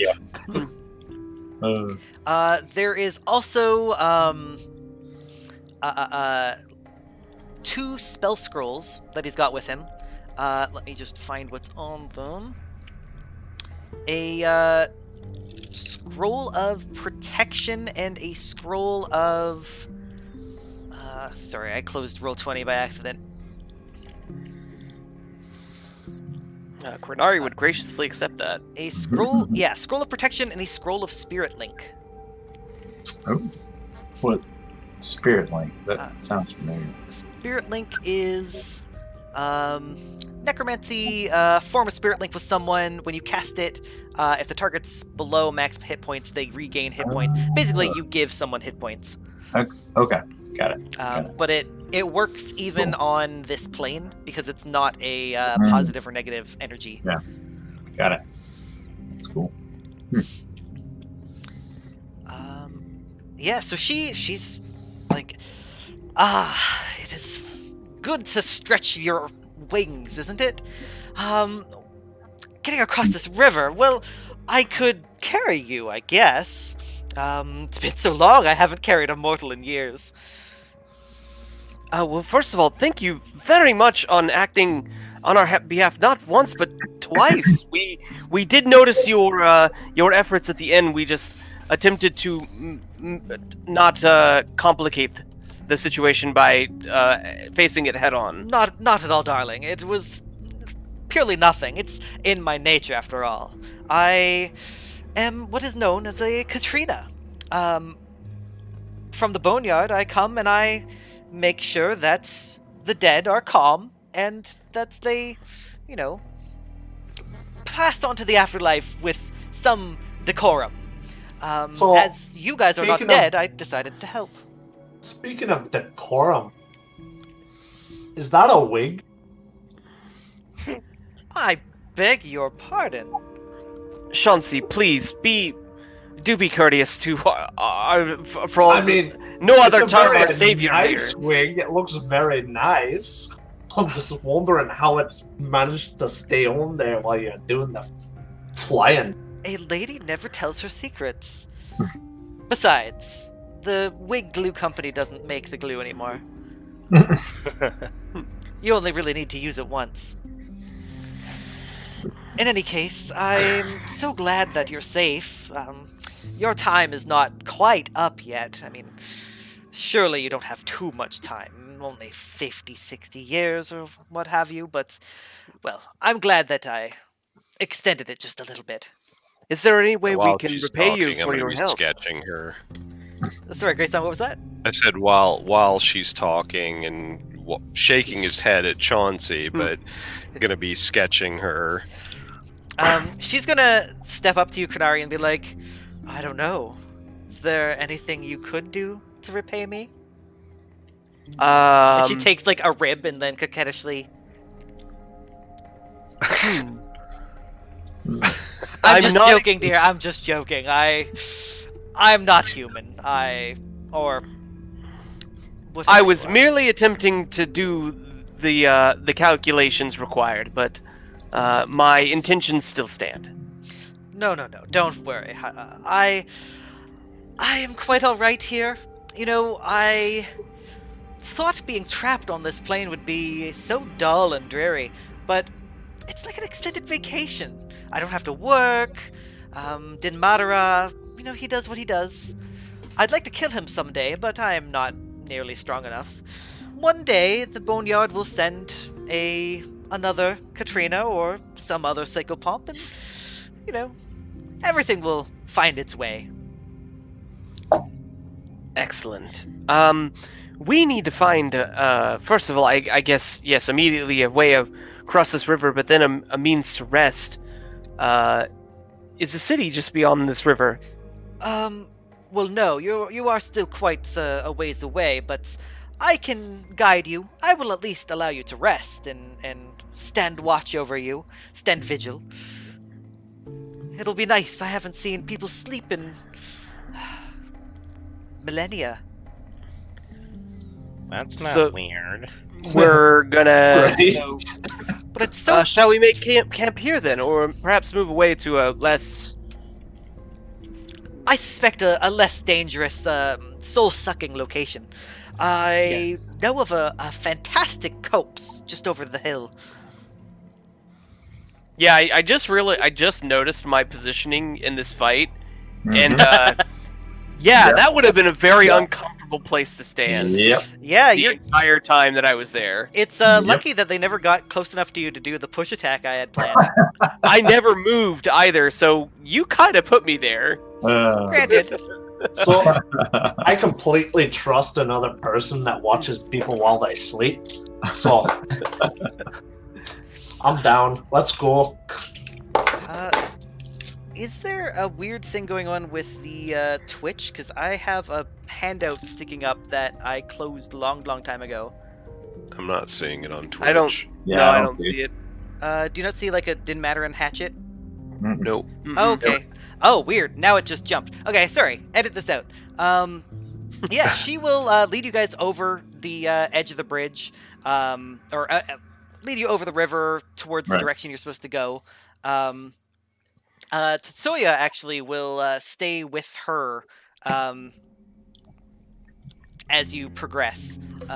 She does sort of come to you, Greysong, and is like, after you reach the outpost of Iefra, may I take that from you? Oh, I Cool. actually have it. Oh, that's true. That's true. So I would have given it to. I would give it to her. Thank sure. you. Perhaps I will see you again in Iefra. I very much Uh, hope so. Does Tetsuya have like traveling attire? Like, is she equipped to go by herself at the moment? She has her own like adventurer's kit, and armor, and like she is well prepared, except for not having a roamer. She's ostensibly been the best among us since coming upon us, so... What are you talking about? I've crit like 4 times That's true, out of that's like 5 attacks. Oh, And in, like, incredibly dramatic ways as well. you know what I completely forgot? I even had a portrait for Father Allegan, but I never even got that far. He just got. I- He got pugged. Yeah. He was quickly. Yeah, when you're dispatched by an NPC, that's Like I said, that was supposed to be a 16 person encounter, so she would have been a That lot would've been more deadly. required. But you And guys, then I nullified 2 people in that fight too, so it was a pretty small group. That's true. That's true. that's Well, if there was more people, you could have probably nullified 4. Like, what's the Yeah. radius on that? a good. It's fraction. a 10-foot radius burst, but I was actually using reach. So not only was I casting it at 150 feet, but then the radius would have been expanded as well. Right. So as you guys are walking, Glob is like, huh, I've never thought about, death and dying and souls. I wonder if I have a soul. So much as we can be defined by the components that make us, I'm sure you have a soul. Zacharias not think so. Yeah, no, I don't think so either. And Reyna is just sort of like, no, I don't think you have a soul. I certainly don't. But, hey, in for a penny. That doesn't make any sense right now. I just like the name Penny. So you guys get to a comfortable place to stay. You don't have any tents or anything, but it doesn't rain or change seasons here, so you guys are able to sleep. Our bedrolls, yeah. If you guys want to do a watch, that's fine. I won't ask for any perception checks because Reyna has a higher perception than any of you. I think But she Crenari doesn't would have be- eyes. Crenari would want to stay up at least as long. I know they're probably exhausted, so probably not very long. But it would at least try to talk to Reyna for a little bit, just asking, where did you come from? How exactly were you trapped here? And is there any more about this lich that you could tell us? Well, about her presence here, she unfortunately, she just sort of repeats what Tsutsuya said. It turns like Tsutsuya heard the rumor correctly, that she was just here to bring souls to the afterlife. Didn't realize they were going into a phylactery, and then suddenly this lich, she says ascended, though you're not sure what she means entirely, if that's like ascended to godhood or just ascended to a higher plane. And when that happened, this plane became connected to all the other planes. At least the other planes in the further plane. Fascinating. I think probably of anybody, Grenari would have a sense of what she's talking about in terms of how this would connect to. Well, yeah, you have this book that depicts a lot of the gods of the material plane, and how a number of them were mortals that ascended into godhood. You haven't heard of any of them that sort of created a plane or even exist on it. And another thing that's kind of strange that you might know is liches typically don't live inside their phylactery. But she does say that Dinmadara is real. He is, for most intensive purposes, a human who lives in the major city in the center of this area. As for what she can tell you about him, she really doesn't know much. He lived, hundreds of years ago, and he has incredible powerful magic and wizardry, but because of his abjuration spells, I can't get in. Well, Reyna, so your job is to take souls to the afterlife. So you plane hop quite often. No, actually. I was trapped here. When the Okay, phylactery... so your people, your, I guess, profession do this. Yes. We can travel through the planes, but we require the use of, planar portals, gate spells. We can't do it on our own. You can't use a roamer like we are. I cannot. Not because it doesn't work for me, but because of my, nature. My job is to help these souls, and I cannot leave until that has happened. But, So if do we your ever have people... Sorry, go ahead. So do your people ever make, mistakes? Mistakes? Yeah, let's say, I guess Zacharias, he goes to the Great Egg and beyond when he passes. Do you ever take him to, a frying pan? Well, it's not exactly my area. I am mostly just a presence here. I'm here to ensure that everyone is calm and collected. Okay, so, all these folks that, I guess we just did battle with, the ones in the city over there, I don't think they're supposed to be here. No, they're not. That is why I wish to destroy Dinmadara. So, hopefully, their souls can go free. But he is, as I said, an immensely powerful wizard. Much beyond my capabilities. Perhaps one day, if you were stronger, you could come back here and help me. But as I have said before, I believe that the Boneyard will be sending another person soon. Well, I say person, I mean Psychopomp, and by soon I mean in the grand scheme of things, so next couple thousand years. You spoke of the use of spells to get between planes that you had used. Do you have are those spells recorded anywhere? Not here, at least. I never used them myself. It was cast upon me by...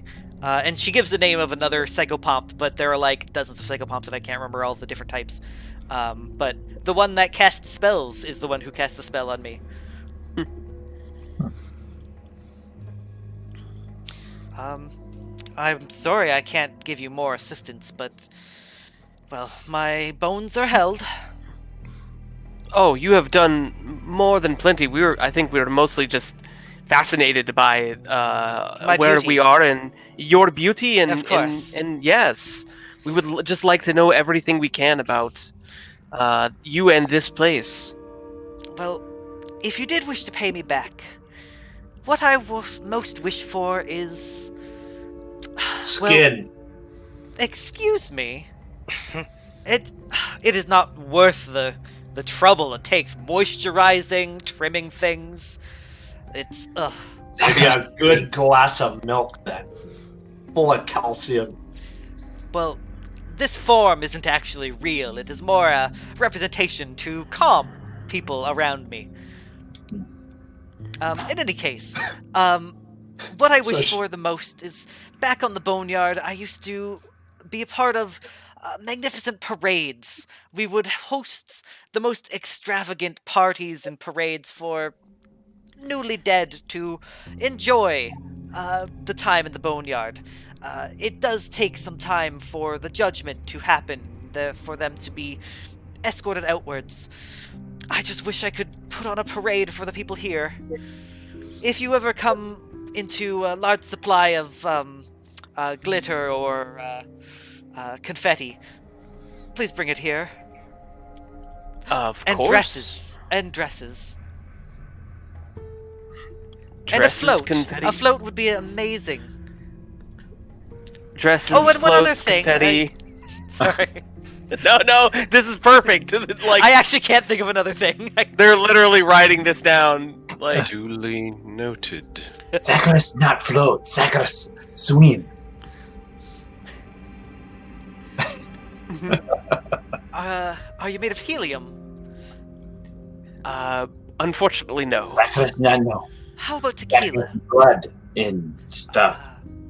So as she says tequila, you actually remember something. The satyr had a wineskin, and she sort of looks over and goes, "I recognize that wineskin. A horrible little furred beast came and well, he stole a bunch of things from the shop. He was so rude and must be Fey."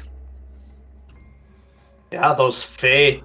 Nasty business. Well, they exist. Yes, we are. Oh, I mean no offense.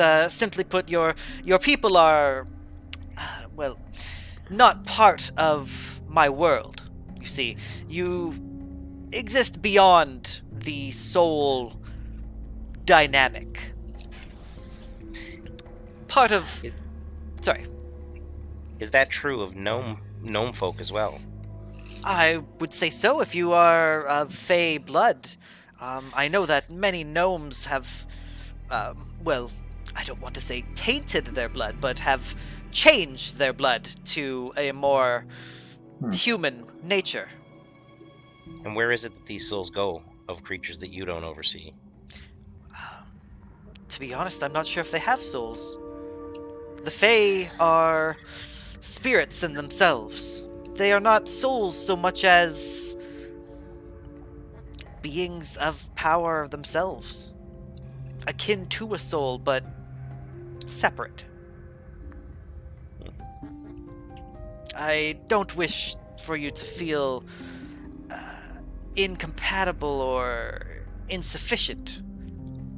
What you have is a great power. Sorry, I interrupted you. No, it's simply of interest for my research. Alas, I do not know too much. Again, I am not a philosopher. I'm merely, well, a party planner. Yes, Yes, of course. And LK would kind of back away from the conversation, almost and, like, think to himself for a second. She does say one thing that, there is one thing I could say about that wineskin. I believe that was a satyr. If it is, their wineskins are, well, the most fun. Fun? In what way? Well, they have enchanted wine. And she'll explain how sylvan wine makes one, stronger against fear. It makes someone feel brave and more willful. Please, that's all alcohol. If you drink enough of it. Sylvan wine is, when you drink it, you get +1 bonus to will saves and +3 to will saves against fear for the next hour. Wow, that's really good. There are 8. I never know how to pronounce that. Is it draft or draught? Trout. Yeah. There's 8 drinks in this wineskin. What happens if you drink it all at one time? Oh, drafts. That's 24 versus R-A-U-G-H. UGH. I would say you get a +1 item bonus for 8 hours and a hangover. So yeah, you guys got some sylvan wine with you. The night goes by without any issue. No other spirit folk, shadow folk come and bother you. And you wake up feeling, not the best sleep. This isn't, a bed and breakfast, but you're awake and you have your spell slots back. Yes. Sweet. Did any of us even get hurt in that fight? Grayson got hit, I think. Yeah, I got hit. Okay. This is a very low combat session, which is funny because I have 6 different combat maps I ready would for get this. back. Wow. I would get back 3 hit points. Is that right? Yes. Although with Chauncey's feats, I think it's impossible for him to not full heal you if you let him. I'm only going to really ask you to roll for the critical failure chance if that would affect someone. Because, unless you roll it 20 times in a row, it's going to be hard to fail. Yeah, you're all fine. You are led to the last part, and you see something over the next hill. It's a stone building, but it's not made of the same stone. This is a gray, natural, almost moss-covered stone. It looks bright and vibrant compared to everything else. Standing outside is a guard, but this guard is an orc. Mick, just out of curiosity, I didn't have a repeat of the phenomenon in the last plane, did I? No. Or I woke up. Okay. Sorry. Where you wake up and you left some skin there? Yes, you do. Sorry, I completely forgot about that. But yeah, you do leave a little bit of your essence on the ground. You guys play Warhammer 40,000 at all? Oh, yeah. Grew up playing 40k big. Yeah, you know how the orcs are, technically mushrooms? Yeah. Wherever they go, they just leave pieces of themselves and they grow up to be bigger. Yeah. Orcs. I think Grey Song's leaving. He's making little baby Grey Songs. The guard is also an orc, but has a sort of pinkish tinge to the skin. And he sees you guys approach and gives a big grin and says, "Oi, you here to go to Yafra, eh?" That is correct. Good to see some smiling faces. I've only been seeing the terrifying shadow people that were here looking for you. I hope they found you all right. They certainly did find us. Much, I think, to their distress. Oh, that's an old way of putting it, but not gonna intrude. Good to see you, Raina. Hope you're keeping up polished. And Raina's like, "Oh, you." Tsutoya, good to see you as well. And Tsutoya's, have you seen Garrick? Did he come through here? And he's like, no, I haven't seen you guys since you left. Oh, no, my accent, I'm having another one of those strokes again. Oh, no. I think you guys are led into this building. Tsutoya is going to shake each of your hands and say, I wish you luck. Seek out the Inquisitors. The guards are friendly in Iefre. You could ask them to help you guide your way. If you're going to go look for your friend, I'd like to give you a little, I guess, help on the way. So, I'm gonna go through my bag. I'm gonna hand her the one healing potion I have, any extra rations I have, just in case we're going to a city. I'm assuming we can get resupplied. Yes. So I'm gonna hand her just the extra garbage I have. I'm unloading on her. Yeah, she'll take a bunch of that stuff. She'll happily have, extra rations, extra potions. She thanks you, and it's very grateful. I appreciate it. When you get there, seek out, like I said, the Inquisitors, and tell them that I've sent you. And she gives you some names of people, which I will get you guys next week. Yeah, as you guys get led into the building, she smiles and walks off with Reyna, who says that Reyna's gonna go bring Tsutoya to the portal so she's safe. This orc grins and says, alright, you got your own roamer, have you? We do. Alright, well, here's the portal, and inside is, it's lit by torches, but it has a lot of nice paintings around, and the paintings are all of nice summery springtime hills, grassy fields, nice lakes. It's a very pleasant sort of feel inside, and as you're in there, as he sort of closes the door, you can't feel the coldness from outside. And he says, alright, well, whenever you're ready, go right in. So, while we're in here, the torches, are they blue or are they normal fire? Normal fire. Okay. So it's, was it a ghosty fire? Is it the plane effect or what? That last fire, it seemed like it was, a ghostly sort of more natural, or natural to this plane for fire, whereas this stone, these torches, this is definitely brought here from a different plane.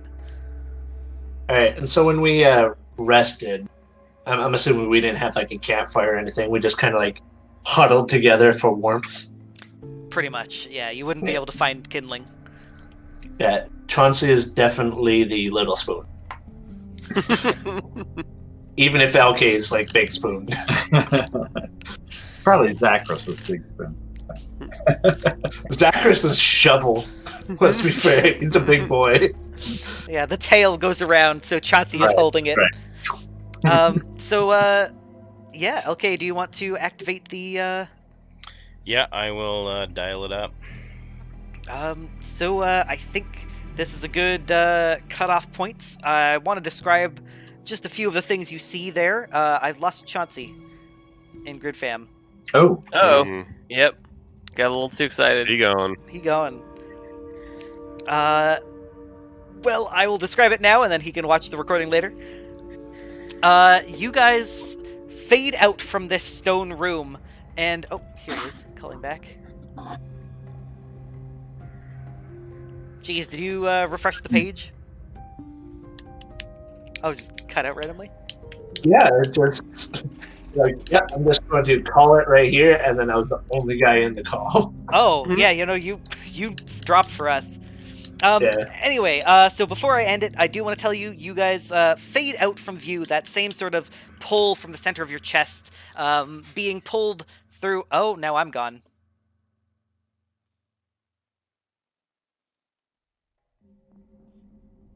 Uh-oh.